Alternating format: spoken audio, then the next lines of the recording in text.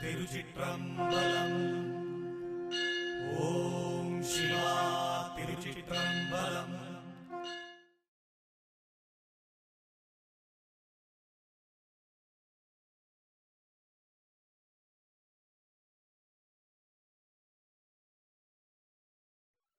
திருச்சிற்றம்பலம். அருள் பரம் ஜோதி தனிப்பெரும் கருணை. திருச்சிற்றம்பலம். குருவே சரணம். ஆதிகுருவே சரணம். மகாகுருவே சரணம். ஜகத்குருவே சரணம். சத்குருவே சரணம். குருவே சரணம். திருச்சிற்றம்பலம். நம சிவாய் நம சிவாய் நம சிவாய் நம சிவாய். ಶ್ರೀ ಗುರುಮನೆಯಲ್ಲಿ ಧರ್ಮರಕ್ಷಯಜ್ಞ 30ನೇ ದಿನ, ಆಟಿ ಮಾಸದ 30ನೇ ದಿನ. ಇವತ್ತು ಧರ್ಮರಕ್ಷಯಜ್ಞ ಪೂರ್ಣಾವತಿ ಆಗ್ತದೆ. ಧರ್ಮರಕ್ಷಯಜ್ಞ ಪೂರ್ಣಾವತಿ ಆಗುವ ಸಮಯದಲ್ಲಿ ಆ ಪೂಜೆಯಲ್ಲಿ ಭಾಗವಹಿಸಿದ ಗುರುಮನೆಯ ಭಕ್ತರು, ಮೊದಲಿಗೆ ಗುರುಮನೆಯ ಭಕ್ತರು, ಅದಾದ ಮೇಲೆ ಗುರುಮನೆಯಿಂದ ಪ್ರಪಂಚದಲ್ಲಿರುವ ಭಕ್ತರು. ಅರ್ಥ ಆಗ್ತದೆ ಹೇಳೋದು? ಭಾಳ ಸೂಕ್ಷ್ಮ ಅರ್ಥ ಉಂಟು ಇದರಲ್ಲಿ. ಹಾಗೆ ಈ ಧರ್ಮರಕ್ಷಾ ಯಜ್ಞದಲ್ಲಿ ಭಾಗವಹಿಸಿದ ಭಕ್ತರುಗಳ, ಗುರುಮನೆಯ ಬಂಧು ಬಳಗದವರ ಅನುಭವವನ್ನು ಹಂಚಿಕೊಂಡಿದ್ರಿ. ಯಾವಾಗ 30ನೇ ದಿನದ ಧರ್ಮರಕ್ಷಾ ಯಜ್ಞದ ಪೂಜೆಯಲ್ಲಿ ಆ ಯಜ್ಞದಿಂದ ನಿಮ್ಮ ಒಳಗೆ ಉಂಟಾದ ಜ್ಞಾನವನ್ನು ನೀವೆಲ್ಲರೂ ಹಂಚಿಕೊಂಡಿದ್ರಿ. ಒಳ್ಳೆಯ ವಿಚಾರ, ತುಂಬ ಸಂತೋಷ ಆಯಿತು. ಕಾರಣ ಏನು ಸಂತೋಷ ಆಗಲಿಕ್ಕೆ? ಇದನ್ನು ನಾವು ಸ್ವಲ್ಪ ಸೂಕ್ಷ್ಮವಾಗಿ ಅರ್ಥ ಮಾಡಿಕೊಳ್ಳಬೇಕು. ಗುರುವಿಗೆ ಸಂತೋಷವಿಲ್ಲ, ದುಃಖವೂ ಇಲ್ಲ. ಗುರುವಿಗೆ ಸಂತೋಷವಿಲ್ಲ, ದುಃಖವಿಲ್ಲ, ಆದರೂ ಹೇಳ್ತಾರೆ ಸಂತೋಷ ಆಯಿತು ಅಂತೇಳಿ, ಅಲ್ವಾ? ಯಾರಿಗೆ ಬೇಕಾಗಿ ಹೇಳ್ತಾರೆ? ಭಕ್ತರಿಗೆ ಬೇಕಾಗಿ ಹೇಳ್ತಾರೆ ಸಂತೋಷ ಆಯಿತು. ಒಂದು ಪ್ರಸಾದ ಊಟ ಮಾಡುವಾಗ ಹೇಳ್ತಾರೆ ಭಾಳ ರುಚಿಯಾಗಿದೆ ಅಂತೇಳಿ. ಗುರುವಿಗೆ ರುಚಿ ಇಲ್ಲ, ಆದರೂ ಹೇಳ್ತಾರೆ ರುಚಿಯಾಗಿದೆ, ಅಲ್ವಾ? ಒಂದು ವಿಚಾರ. ಕಾರಣ ಏನು? ಭಕ್ತರ ಸೇವೆ, ಭಕ್ತರ ಭಕ್ತಿ. ಅರ್ಥ ಆಗ್ತದೆ? ಭಕ್ತರ ಸೇವೆ, ಭಕ್ತರ ಭಕ್ತಿ ಎಷ್ಟರ ಮಟ್ಟಿಗೆ ಪವಿತ್ರವಾಗಿದೆಯೋ ಅಷ್ಟರ ಮಟ್ಟಿಗೆ ನಿಮ್ಮ ಅಂತರಾತ್ಮದಲ್ಲಿರುವ ಗುರುಗಳು ನಿಮ್ಮ ಹತ್ತಿರ ಹತ್ತಿರ ಹತ್ತಿರ ಹತ್ತಿರ ಬರ್ತಾರೆ. ಪ್ರತಿಯೊಂದು ಬಾರಿ ಹೇಳ್ತೇನೆ, ನಿಮ್ಮ ಅಂತರಾತ್ಮದಲ್ಲಿರುವ ಗುರುಗಳನ್ನು ಹಿಡ್ಕೊಳ್ಳಿ ಅಂತೇಳಿ. ಅದು ನಿಮಗೆ ಒಳ್ಳೆಯ ಪ್ರಯೋಜನವನ್ನು ಕೊಡುತ್ತದೆ. ಆ ಗುರುವನ್ನು ಬಿಡಬೇಡಿ ಅಂತೇಳಿ. ಎಲ್ಲಿಯೂ ಯಾವಾಗಲೂ ಈ ದೇಹವನ್ನು ಗುರು ಅಂತೇಳಿ ನಾನು ಎಲ್ಲಿಯೂ ಹೇಳಲಿಲ್ಲ. ಇದು ಭಾಳ ಸೂಕ್ಷ್ಮವಾಗಿ ಅರ್ಥ ಮಾಡಿಕೊಳ್ಳಿ ಎಲ್ಲರೂ. ಗುರುದೇವ ಅಂತ ಹೇಳಿದರೆ ಅದು ನಮ್ಮ ಗುರು ಪರಂಪರೆಗೆ ಹೋಗಿ ಸೇರ್ತದೆ. ಗುರು ಮನೆಯಲ್ಲಿರುವ ಗುರುದೇವರು ಅಂತ ಹೇಳಿದರೆ ಅದು ನಮ್ಮ ಗುರುದೇವರು. ಇದು ಇನ್ನು ಸೂಕ್ಷ್ಮವಾಗಿ ಅರ್ಥ ಮಾಡಿಕೊಳ್ಬೇಕು. ನೀವೆಲ್ಲ ಹೇಗೆ ಗುರು ಸೇವೆ ಮಾಡ್ತಿರೋ ಅದೇ ರೀತಿ ನನ್ನ ಗುರುವಿನ ಸೇವೆಯನ್ನು ನಾನು ಮಾಡ್ತಾ ಇದ್ದೇನೆ. ನಿಮ್ಮ ಜೊತೆ ನನ್ನ ಗುರುವಿನ ಸೇವೆ ಕೂಡ ಆಗ್ತಾ ಉಂಟು. ನನ್ನ ಗುರುವಿನ ಸೇವೆ, ಆ ಸೇವೆಯಲ್ಲಿ ನೀವೆಲ್ಲರೂ ಭಾಗವಹಿಸಿದ್ದೀರಿ. ಆ ಸೇವೆಯಲ್ಲಿ ಅನೇಕ ಜ್ಞಾನವನ್ನು ಪಡ್ಕೊಂಡಿದ್ದೀರಿ. ನಾವಿಷ್ಟು ಮಾತಾಡಬೇಕು ಅಂತ ಇದ್ದರೆ, ಇಷ್ಟು ವಿಷಯ ತಿಳಿಸಬೇಕು ಅಂತಿದ್ದರೆ ಅದಕ್ಕೆಲ್ಲ ಮೂಲ ಕಾರಣ ಗುರು. ಆಗ ನಾವು ಏನೋ ಮಾಡಿದರೂ ಅದು ಹೋಗಿ ಸೇರುವುದು ಗುರುವಿಗೆ, ಬೇರೆ ಯಾರಿಗೂ ಹೋಗಿ ಸೇರುವುದಿಲ್ಲ. ಒಂದು ಗುರುಭಕ್ತರಾದವರು ಒಳ್ಳೆಯದು ಮಾಡಿದರೂ ಸರಿ, ಕೆಟ್ಟದು ಮಾಡಿದರೂ ಸರಿ, ಅದು ಎರಡೂ ಹೋಗಿ ಸೇರುವುದು ಗುರುವಿಗೆ, ಅವರವರ ಅಂತರಾತ್ಮದಲ್ಲಿರುವ ಗುರುವಿಗೆ ಹೋಗಿ ಸೇರುವಂಥ ವಿಚಾರ. ಹಾಗೆ ನಮ್ಮ ಗುರುದವರು ಹೇಳಿದಂಥ ಅನೇಕ ವಿಚಾರಗಳುಂಟು ಈ ಪ್ರಪಂಚದ ಒಳಿತಿಗೆ ಬೇಕಾಗಿ. ಅದನ್ನು ನಾವು ನಮ್ಮ ಶಕ್ತಿಗೆ ತಕ್ಕವಾಗಿ, ಗುರುದೇವರು ಏನೆಲ್ಲ ಜ್ಞಾನ ಕೊಟ್ಟಿದ್ದಾರೆ ಆ ಜ್ಞಾನಕ್ಕೆ ತಕ್ಕವಾಗಿ ಆ ಗುರು ಸೇವೆಯಲ್ಲಿ ಸಿಕ್ಕಿದಂಥ ಸ್ವಯಂ ಜ್ಞಾನ ಎಲ್ಲವನ್ನು ಸೇರಿಸಿ ಯಾವುದೋ ಒಂದು ರೀತಿಯಲ್ಲಿ ಪ್ರಪಂಚಕ್ಕೆ ಮೈಸೂರು, ಗೋಪಾಲಪುರ, ಶ್ರೀ ಗುರುಮನೆ, ಗುರು ಸನ್ನಿಧಾನ, ರಾಜಗುರು ಮಹಾಸಂಸ್ಥಾನ, ಅನೇಕ ರೀತಿಯ ಹೆಸರುಗಳುಂಟಿಲ್ಲಿ. ಅದು ಭಕ್ತರುಗಳ ಭಕ್ತಿಯ ಹೆಸರು. ಯಾವುದು? ಶ್ರೀ ಗುರು ಸನ್ನಿಧಾನ, ಶ್ರೀ ರಾಜಗುರು ಮಹಾಸಂಸ್ಥಾನ ಅಂತ. ಆದರೆ ಗುರುದೇವರಿಟ್ಟ ಹೆಸರೇನು? ಶ್ರೀ ಗುರುಮನೆ. ಇದು ಎಲ್ಲರ ಮನೆ, ಇಲ್ಲಿ ಜಾತಿ ಇಲ್ಲ. ಅರ್ಥ ಆಯ್ತಲ್ವ? ಇಲ್ಲಿ ನಾನು ನನ್ನದೆಲ್ಲ ಬಿಡಬೇಕಿಲ್ಲಿ, ಎಲ್ಲವನ್ನು ಬಿಡಬೇಕು. ಅಷ್ಟು ಸುಲಭದಲ್ಲಿ ಇಲ್ಲಿ ಒಂದು ಪೂಜೆಯಲ್ಲಿ ಭಾಗವಹಿಸ್ಲಿಕ್ಕೆ ಆಗುವುದಿಲ್ಲ, ಖಂಡಿತ ಆಗುವುದಿಲ್ಲ. ಇಲ್ಲಿ ಒಂದು ಪೂಜೆಯಲ್ಲಿ ಭಾಗವಹಿಸಬೇಕು ಅಂತ ಹೇಳಿದ್ರೆ 1-2 ದಿನ ನಿಲ್ಬೇಕು ಅವನು. ಯಾವಾಗ ಪೂಜೆ ಆಗ್ತದೆ ಅಂತಲೇ ಗೊತ್ತಿಲ್ಲ. ಈ ಸತ್ಯ ವಿಚಾರ. ಇಂಥ ಸ್ಥಿತಿಯಲ್ಲ ಶ್ರೀ ಗುರುಮನೆ ಒಳಗಿರುವ ಸ್ಥಿತಿ. ಈ ಲೋಕವೇ ಬೇರೆ, ಈ ಪ್ರಪಂಚವೇ ಬೇರೆ, ಈ ಪ್ರಪಂಚವೇ ಬೇರೆ, ಈ ಲೋಕವೇ ಬೇರೆ. ಈ ಲೋಕದಲ್ಲಿ ಹೇಳುವ ವಿಚಾರ ಏನು? ಯಾವ ಲೋಕದಲ್ಲಿ? ಶ್ರೀ ಗುರುಮನೆಯ ಲೋಕದಲ್ಲಿ. ಶ್ರೀ ಗುರುಮನೆಯ ಲೋಕದಲ್ಲಿ ಮನುಕುಲಕ್ಕೆ ಕೊಡುವಂಥ ಸಂದೇಶ ಏನು ಅಂತ ಹೇಳಿದರೆ, ಏನನ್ನೂ ಹುಡುಕಬೇಡಿ, ಏನನ್ನೂ ಹುಡುಕಬೇಡಿ, ಏನನ್ನೂ ಹುಡುಕ್ಲಿಕ್ಕೆ ಹೋಗಬೇಡಿ, ಯಾವುದನ್ನೂ ಹುಡುಕಿಕೊಂಡು ಹೋಗಬೇಡಿ. ಎಲ್ಲವನ್ನು ನೀವು ಬರುವಾಗಲೇ ಪಡ್ಕೊಂಡು ಬಂದಿದ್ದೀರಿ, ಅದನ್ನು ನೀವು ಅನುಭವಿಸಲೇಬೇಕು. ಅದುವೇ ಸತ್ಯ, ಅದುವೇ ಪರಮ ಸತ್ಯ. ಯಾವ ಸಮಯದಲ್ಲಿ ಏನಾಗಬೇಕು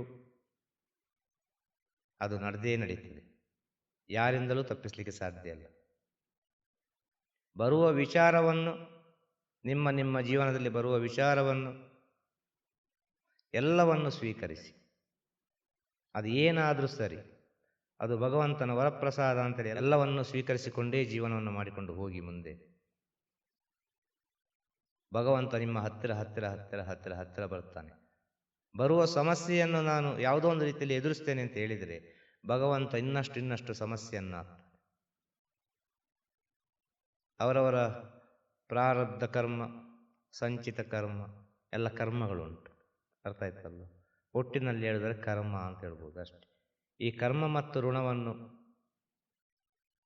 ಬಿಟ್ಟು ಬದುಕಲಿಕ್ಕೆ ಬಹಳ ಕಷ್ಟ ಉಂಟು, ಅಷ್ಟು ಸುಲಭದಲ್ಲಿ ಮುಗಿಯುವುದಿಲ್ಲ. ಈ ಜನ್ಮದಲ್ಲಿ ನೀವು ಏನು ಮಾಡ್ತಿರೋ ಅದು ನಿಮ್ಮ ಮುಂದಿನ ಜನ್ಮಕ್ಕೆ ಹೋಗಿ ಸೇರ್ತದೆ. ಈ ಜನ್ಮದಲ್ಲಿ ನೀವು ಏನು ಅನುಭವಿಸ್ತಿದ್ದೀರೋ ಅದು ನೀವು ಹಿಂದಿನ ಜನ್ಮದಲ್ಲಿ ಮಾಡಿದ ಒಳಿತು ಕೆಡುಕು, ಪಾಪ ಪುಣ್ಯ, ಇದನ್ನು ನೀವು ಈ ಜನ್ಮದಲ್ಲಿ ಅನುಭವಿಸ್ತಾ ಇದ್ದೀರಿ. ಆಗ ಗುರು ಯಾಕೆ ಇರುವುದು? ನಿಮ್ಮ ಸಂತೋಷದಲ್ಲಿಲ್ಲ, ದುಃಖದಲ್ಲಿಲ್ಲ. ನಿಮ್ಮ ಸಂತೋಷ ಮತ್ತು ದುಃಖವನ್ನು ದಾಟಿ ಆ ಕಡೆ ಇದ್ದಾರೆ ಗುರು. ನಿಮ್ಮ ಕಣ್ಣೀರಲ್ಲಿಯೂ ಇಲ್ಲ, ನಿಮ್ಮ ಸಂತೋಷದಲ್ಲಿಯೂ ಇಲ್ಲ, ಅದನ್ನು ದಾಟಿ ಆ ಕಡೆ ಇದ್ದಾರೆ ಗುರು. ಮುಂದಿನ ಜನ್ಮ ಅಂತ ಇದ್ದರೆ ನೀನು ಪವಿತ್ರ ಆತ್ಮವಾಗಿ ಬಾ. ನಿನ್ನ ವಿಧಿಯನ್ನು ನೀನೇ ಬರೆ, ನಿನ್ನ ವಿಧಿಯನ್ನು ನೀನೇ ಬರಿಬೇಕು. ನಮ್ಮ ವಿಧಿಯನ್ನು ನಾವೇ ಬರೆದದ್ದು. ಎಲ್ಲರೂ ಬ್ರಹ್ಮ ಬರೆದಿದ್ದಾರೆ ಅನೇಕ ರೀತಿಯಲ್ಲಿ ಹೇಳ್ತಾರೆ. ಇಲ್ಲ, ಸಾಧ್ಯನೇ ಇಲ್ಲ. ಅವರವರ ವಿಧಿಯನ್ನು ಅವರವರೇ ಬರೆದುಕೊಂಡದ್ದು. ಆದ ಕಾರಣ ಅವರವರು ಮಾಡಿದ್ದನ್ನು ಅವರವರೇ ಅನುಭವಿಸಬೇಕು. ಈ ಜೀವನ ಎಂಬುದು ನಿಮ್ಮ ಮುಂದಿನ ಜನ್ಮದ ವಿಧಿ. ಈ ಜೀವನ ಎಂಬುದು ಈಗ ನೀವು ಪ್ರೆಸೆಂಟ್ ನಿಮ್ಮ ಜೀವನ, ಅದು ನಿಮ್ಮ ಮುಂದಿನ ಜನ್ಮದ ವಿಧಿ. ಖಂಡಿತವಾಗಿಯೂ ನೀವು ಸ್ವಲ್ಪ ಸೂಕ್ಷ್ಮವಾಗಿ ಆಲೋಚನೆ ಮಾಡಿದರೆ ಗೊತ್ತಾಗ್ತದೆ ಎಲ್ಲ ವಿಚಾರವು. ಇದೇ ಜನ್ಮದಲ್ಲಿ ನೀವು ಸೂಕ್ಷ್ಮವಾಗಿ ಆಲೋಚನೆ ಮಾಡಿದರೆ ಗೊತ್ತಾಗ್ತದೆ. ಬಾಲ್ಯದಿಂದ ಯೌವನ, ಯೌವನದಿಂದ ಗೃಹಸ್ಥ, ಗೃಹಸ್ಥದಿಂದ ಇನ್ನು ತಾಯಿ ತಂದೆ ಆಗ್ತದೆ, ಅಲ್ಲಿ ಅಪ್ಪ ಅಮ್ಮ ಆಗ್ತದೆ ಅಲ್ವಾ? ಗಂಡು ಹೆಣ್ಣು ಮೊದಲು ಸೇರ್ತಾರೆ, ಗೃಹಸ್ಥ ಆಗ್ತಾರೆ, ಗೃಹಸ್ಥ ಆಶ್ರಮವನ್ನು ಸ್ವೀಕಾರ ಮಾಡ್ತಾರೆ. ಸ್ವೀಕಾರ ಮಾಡಿದ ನಂತರ ಪುನಃ ವ್ಯತ್ಯಾಸ ಆಗ್ತದೆ, ಅಲ್ಲಿ ಅಪ್ಪ ಅಮ್ಮ ಆಗಿ ಪರಿವರ್ತನೆ ಆಗ್ತದೆ. ಅಪ್ಪ ಅಮ್ಮ ಆಗಿ ಪರಿವರ್ತನೆ ಆದ ಮೇಲೆ ಅಜ್ಜ ಅಜ್ಜಿಯಾಗಿ ಪರಿವರ್ತನೆ ಆಗ್ತದೆ ಅಲ್ವಾ? ಸತ್ಯ ಅಲ್ವಾ?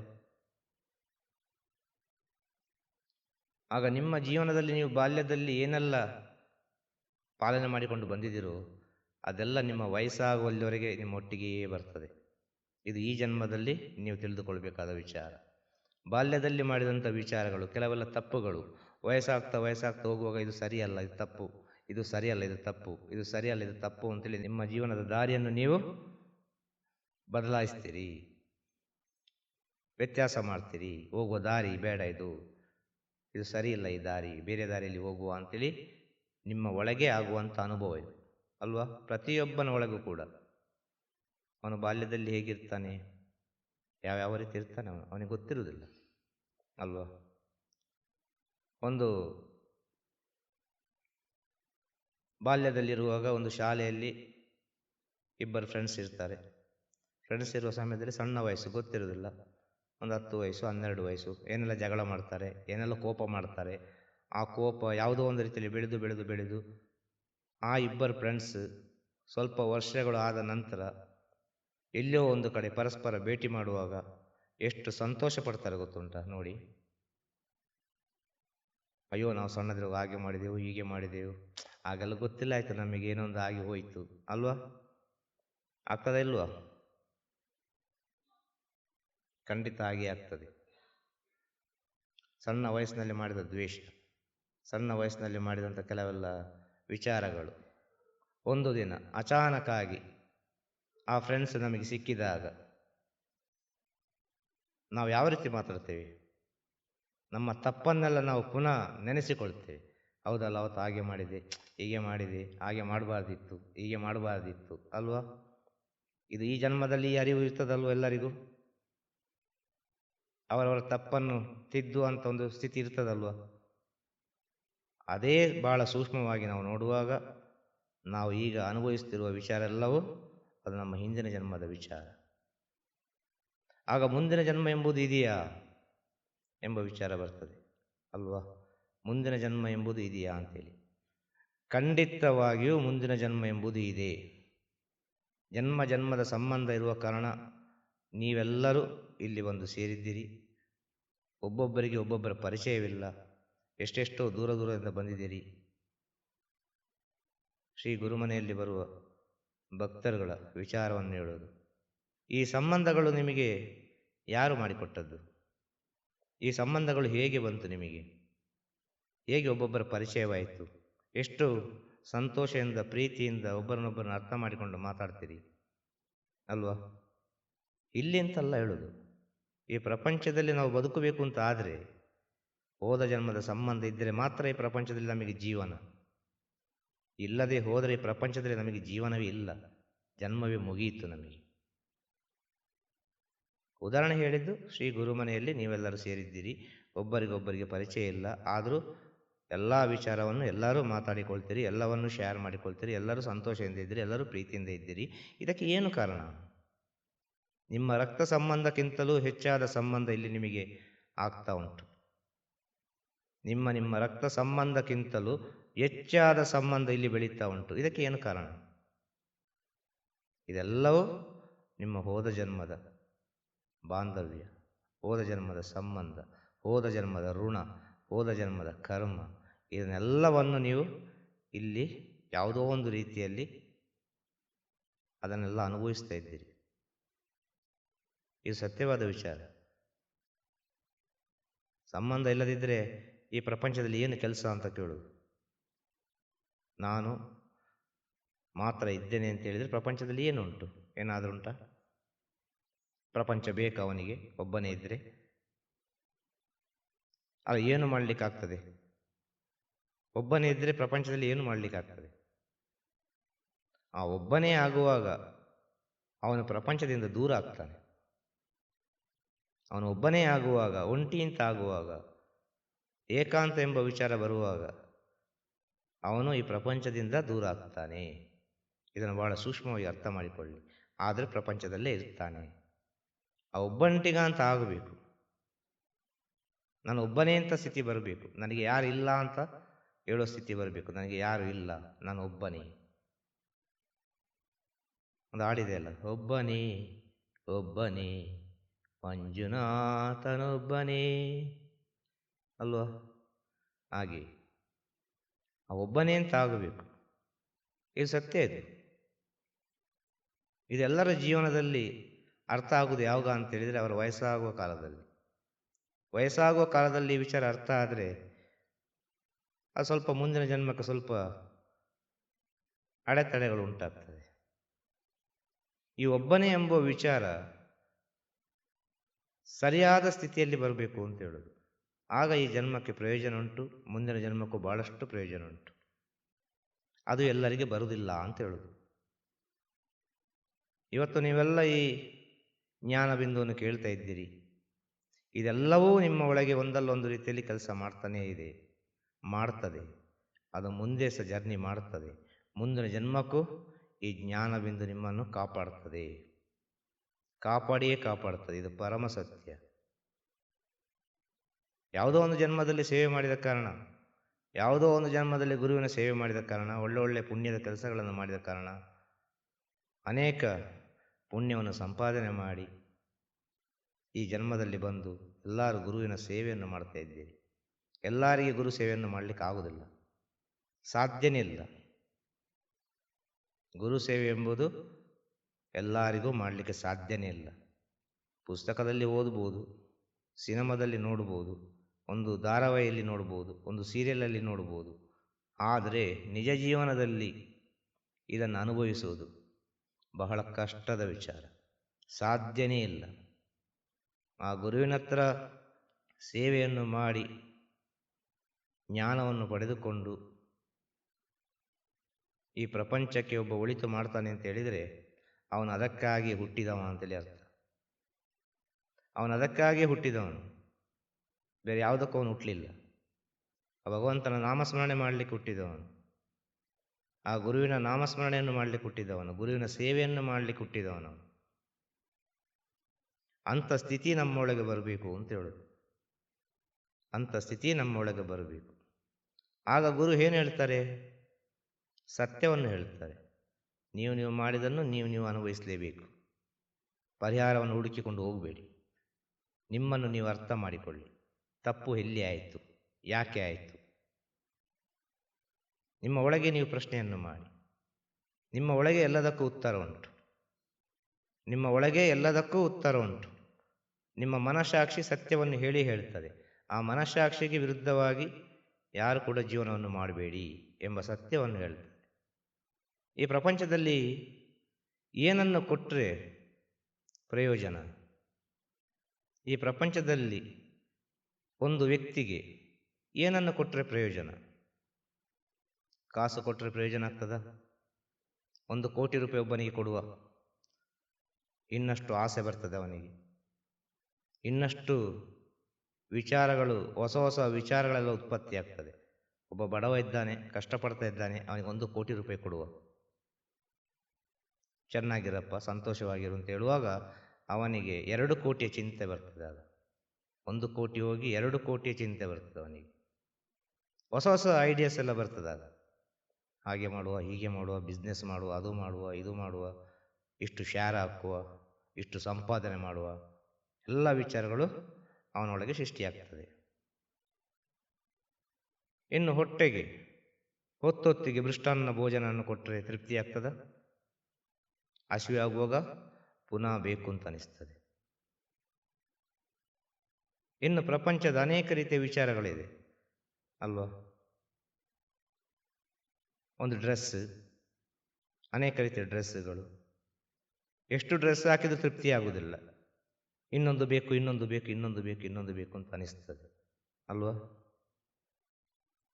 ಒಬ್ಬನಿಗೆ ಕಷ್ಟ ಉಂಟು, ಅವನಿಗೆ ಉಳ್ಕೊಳ್ಳಿಕ್ಕೆ ವ್ಯವಸ್ಥೆ ಇಲ್ಲ, ಅವನಿಗೊಂದು ಮನೆ ಮಾಡಿಕೊಡುವ, ಏನೋ ಒಂದು ಮಾಡಿಕೊಡುವ, ಒಂದು ಜಾಗ ತೆಗೆದುಕೊಡುವ ಅವನಿಗೆ ಅಂತ ಹೇಳಿದರೆ ಏನಾದರೂ ಪ್ರಯೋಜನಕ್ಕೆ ಬರ್ತದ? ಅದೂ ಬರುವುದಿಲ್ಲ. ಅಲ್ಲಿ ಕೂಡ ಮನಸ್ಸು 1000 ರೀತಿಯಲ್ಲಿ ಓಡುತ್ತದೆ ಅಲ್ವಾ? ಇದೆಲ್ಲ ಒಳಿತು ಅಂತ ನಾವು ತಿಳ್ಕೊಳ್ತೇವೆ. ಇದರಲ್ಲಿ ಪುಣ್ಯ ಬರ್ತದೆ, ಇದಂತೂ ಸತ್ಯ. ಯಾವುದೋ ಒಂದು ರೀತಿಯಲ್ಲಿ ಪುಣ್ಯ ಬರ್ತದೆ ಒಬ್ಬರಿಗೆ ನಾವು ಸೇವೆಯನ್ನು ಮಾಡುವಾಗ. ಇದಂತೂ ಸತ್ಯವಾದ ವಿಚಾರ, ಪುಣ್ಯ ಅಂತೂ ಬಂದೇ ಬರ್ತದೆ. ಆದರೆ ಇದನ್ನು ಯಾವುದನ್ನೂ ಸದ್ಗುರು ಆದವರು ಕೊಡುವುದಿಲ್ಲ. ಈಗ ಹೇಳಿದಂಥ ವಿಚಾರ ಉಂಟಲ್ಲ, ಲೌಕಿಕಕ್ಕೆ ಸಂಬಂಧಪಟ್ಟ ವಿಚಾರ, ಅರ್ಥ ಆಯ್ತಲ್ಲ, ಈ ಪ್ರಪಂಚಕ್ಕೆ ಸಂಬಂಧಪಟ್ಟ ವಿಚಾರವನ್ನು ಸದ್ಗುರು ಕೊಡಲಿಕ್ಕೆ ಸಾಧ್ಯನೇ ಇಲ್ಲ. ಅದನ್ನು ಕೊಟ್ಟರೆ ಅವರು ಸದ್ಗುರು ಆಗುವುದೇ ಇಲ್ಲ. ಒಂದು ಗುರು ಆಗಲಿಕ್ಕೆ ಸಾಧ್ಯನೇ ಇಲ್ಲ ಅಂತ ಹೇಳೋದು. ಈ ವಿಚಾರವನ್ನೆಲ್ಲ ಪರಿಹಾರ ಮಾಡಿಕೊಡ್ತೇನೆ, ನಿನಗೆ ಒಳ್ಳೆಯದಾಗ್ತದೆ, ನಿನಗೆ ಹಾಗೆ ಆಗ್ತದೆ, ನಿನಗೆ ಹೀಗೆ ಆಗ್ತದೆ ಎಂಬ ವಿಚಾರವನ್ನೆಲ್ಲ ಹೇಳಿ ಅನೇಕ ರೀತಿಯಲ್ಲಿ ಜೀವನವನ್ನು ಮಾಡುವವರು ಇದ್ದಾರೆ ಈ ಪ್ರಪಂಚದಲ್ಲಿ. ಇದು ಯಾಕೆ ಹೇಳಲಿಕ್ಕೆ ಬಂದೆ ಅಂತ ಹೇಳಿದರೆ, ಒಂದು ಸದ್ಗುರು ಆದವರು, ಒಂದು ಗುರು ಆದವರು, ಒಬ್ಬರು ಜ್ಞಾನಿಯಾದವರು, ಒಂದು ಯೋಗಿಯಾದವರು, ಒಂದು ಋಷಿಮುನಿಯಾದವರು, ಒಟ್ಟಿನಲ್ಲಿ ಹೇಳುವುದಾದರೆ ಜ್ಞಾನವನ್ನು ತಿಳಿದವರು, ಜ್ಞಾನ ಮಾರ್ಗದಲ್ಲಿ ಹೋಗುವವರು ಏನನ್ನು ಕೊಡ್ತಾರೆ ಅಂತ ಹೇಳಿದರೆ, ನಿಮಗೆ ಒಳ್ಳೆಯ ಜ್ಞಾನವನ್ನು ಕೊಡುತ್ತಾರೆ. ನಿಮಗೆ ಒಳ್ಳೆಯ ಜ್ಞಾನವನ್ನು ಕೊಡ್ತಾರೆ, ನಿಮಗೆ ಒಳ್ಳೆಯ ಉಪದೇಶವನ್ನು ಮಾಡುತ್ತಾರೆ, ನಿಮಗೆ ಒಳ್ಳೆಯ ಗುರುವಾಣಿಯನ್ನು ಹೇಳುತ್ತಾರೆ, ಸತ್ಯದ ಮಾರ್ಗವನ್ನು ತೋರಿಸ್ತಾರೆ. ಆ ಜ್ಞಾನೋಪದೇಶವನ್ನು ಸ್ವೀಕಾರ ಮಾಡಿ ತನ್ನ ಒಳಗೆ ತನ್ನ ಪಯಣವನ್ನು ಮಾಡಿದರೆ ನೀವೇ ಒಂದು ಅದ್ಭುತ ಶಕ್ತಿಯಾಗಿ ಪ್ರಪಂಚಕ್ಕೆ ಕಾಣ್ತೀರಿ. ಆಗ ಗುರು ಸೃಷ್ಟಿ ಮಾಡೋದು ಯಾರನ್ನು? ಗುರು ಏನನ್ನು ಕೊಡ್ತಾರೆ? ಪವಿತ್ರವನ್ನು ಕೊಡುತ್ತಾರೆ, ತನ್ನಂಬಿಕೆಯನ್ನು ಕೊಡುತ್ತಾರೆ, ಮನೋಧೈರ್ಯವನ್ನು ಕೊಡುತ್ತಾರೆ, ಆತ್ಮವಿಶ್ವಾಸವನ್ನು ಕೊಡುತ್ತಾರೆ, ಅಂತರ್ಜ್ಞಾನವನ್ನು ಕೊಡುತ್ತಾರೆ, ಅನೇಕ ರೀತಿಯ ಸದ್ಗುಣಗಳನ್ನು ಕೊಡುತ್ತಾರೆ. ಇದರಿಂದ ಏನಾಗ್ತದೆ? ನೀವೊಂದು ಪವಿತ್ರರಾಗ್ತೀರಿ, ನೀವೆಲ್ಲ ಪವಿತ್ರರಾಗ್ತೀರಿ, ಪವಿತ್ರ ಆತ್ಮ ಆಗ್ತೀರಿ. ನೀವು ಗುರುವಿನ ಜ್ಞಾನದ ಮಾರ್ಗವನ್ನು ಹಿಂಬಾಲಿಸಿಕೊಂಡು ಹೋಗುವಾಗ ನಿನಗೆ ಎಷ್ಟು ಬೇಕು ಅಷ್ಟು ಸಂಪಾದನೆ ನೀನೇ ಮಾಡಿಕೊ, ನಿನ್ನ ಬುದ್ಧಿಯನ್ನು ಇಟ್ಟುಕೊಂಡು. ನಿನಗೆ ಏನು ಬೇಕು ಆ ರೀತಿ ಜೀವನ ಮಾಡು, ನಿನ್ನ ಬುದ್ಧಿಯನ್ನು ಇಟ್ಟುಕೊಂಡು. ಇನ್ನೊಬ್ಬರ ವಿಷಯಕ್ಕೆ ಆಸೆ ಪಡಬೇಡ, ಪ್ರಪಂಚವನ್ನು ನೋಡಬೇಡ, ನಿನ್ನನ್ನು ನೀನು ನೋಡು, ನಿನ್ನನ್ನು ನೀನು ನೋಡು. ಈ ಪ್ರಪಂಚವನ್ನು ನೋಡ್ಲಿಕ್ಕೆ ಹೋಗಬೇಡ, ಅಕ್ಕಪಕ್ಕದವರನ್ನು ನೋಡ್ಲಿಕ್ಕೆ ಹೋಗಬೇಡ, ನಿನ್ನನ್ನೇ ನೀನು ನೋಡು. ಇಂಥ ಜ್ಞಾನವನ್ನು ಹೇಳಿಕೊಡುತ್ತಾರೆ. ಅದು ಅವರವರ ಸ್ಥಿತಿಗತಿಗಳಿಗೆ ತಕ್ಕ ಹಾಗೆ. ಒಟ್ಟಿನಲ್ಲಿ ಮಾತನಾಡುವಾಗ ಒಟ್ಟಿನಲ್ಲೇ ಮಾತಾಡಬೇಕು, ಪ್ರತ್ಯೇಕವಾಗಿ ಮಾತನಾಡುವಾಗ ಪ್ರತ್ಯೇಕವಾಗಿಯೇ ಮಾತನಾಡಬೇಕು. ಅದು ಅವರವರ ಸ್ಥಿತಿಗಳಿಗೆ ತಕ್ಕ ಹಾಗೆ, ಅವರವರ ಸ್ಥಿತಿ, ಮನಸ್ಥಿತಿ. ಗುರು ಹೇಳಿದ ಮಾರ್ಗದಲ್ಲಿ ಯಾರಾದರೂ ಒಬ್ಬ ಪಯಣ ಮಾಡ್ತಾನೆ ಅಂತ ಹೇಳಿದರೆ ಅವನಿಗೆ ಮೊದಲಿಗೆ ಸಿಗುವ ವಿಚಾರ ಏನು ಅಂತ ಹೇಳಿದರೆ ಮನಸ್ಸು, ಬೇರೆದಲ್ಲ. ಗುರು ಎಲ್ಲ ವಿಚಾರ ಹೇಳುವುದು ಯಾಕೆ ಬೇಕಾಗಿ? ಅನೇಕ ಜ್ಞಾನಿಗಳು ಹೇಳಿದ ವಿಚಾರ ಏನು? ನಿಮ್ಮ ಮನಸ್ಸನ್ನು ನಿಮ್ಮ ಹಿಡಿತದಲ್ಲಿ ಇಟ್ಟುಕೊಳ್ಳಿ. ನಿಮ್ಮ ಮನಸ್ಸನ್ನು ನಿಮ್ಮ ಹಿಡಿತದಲ್ಲಿ ಇಟ್ಟುಕೊಂಡ್ರೆ ಈ ಪ್ರಪಂಚದ ಅನೇಕ ರೀತಿಯ ವಿಚಾರಗಳಿಂದ ನಾವು ಹೊರಗೆ ಬರ್ಬೋದು. ಎಲ್ಲ ವಿಚಾರಗಳಿಂದ ಹೊರಗೆ ಬರಲಿಕ್ಕೆ ಆಗುವುದಿಲ್ಲ, ಎಲ್ಲ ವಿಚಾರಗಳಿಂದ ಹೊರಗೆ ಬರಲಿಕ್ಕೆ ಆಗುವುದಿಲ್ಲ. ಅಂಟದ ಹಾಗೆ ಬದುಕಬಹುದು ನಿಮ್ಮ ಮನಸ್ಸನ್ನು ಹಿಡಿತದಲ್ಲಿ ಇಟ್ಟುಕೊಂಡ್ರೆ. ಇದಂತೂ ಸತ್ಯವಾದ ಮಾತು. ನಿಮ್ಮ ಮನಸ್ಸನ್ನು ನಿಮ್ಮ ಹಿಡಿತದಲ್ಲಿ ಇಟ್ಟುಕೊಳ್ಳಲಿಕ್ಕೆ ಬೇಕಾಗಿ ಒಂದು ಸದ್ಗುರು ಆದವರು ಅನೇಕ ರೀತಿಯ ಜ್ಞಾನೋಪದೇಶವನ್ನು ಮಾಡ್ತಾರೆ, ಅನೇಕ ರೀತಿಯ ಪರೀಕ್ಷೆಯನ್ನು ಮಾಡುತ್ತಾರೆ. ಅವರಿಗೆ ಬೇಕಾಗಿ ಅಲ್ಲ, ಖಂಡಿತ ಅವರಿಗೆ ಇದರಲ್ಲಿ ಏನೂ ಆಗಲಿಕ್ಕೆ ಹೋಗ್ಲಿಕ್ಕೆ ಏನೂ ಇಲ್ಲ. ಮನುಕುಲ ಒಳಿತಾಗಬೇಕಾ? ಒಬ್ಬ ಮನುಷ್ಯ ಸೃಷ್ಟಿಯಾಗಬೇಕು, ಒಂದು ಪವಿತ್ರ ಆತ್ಮ ಸೃಷ್ಟಿಯಾಗಬೇಕು. ಇಲ್ಲದಿದ್ದರೆ ಮನುಕುಲ ಒಳಿತಾಗುವುದಿಲ್ಲ.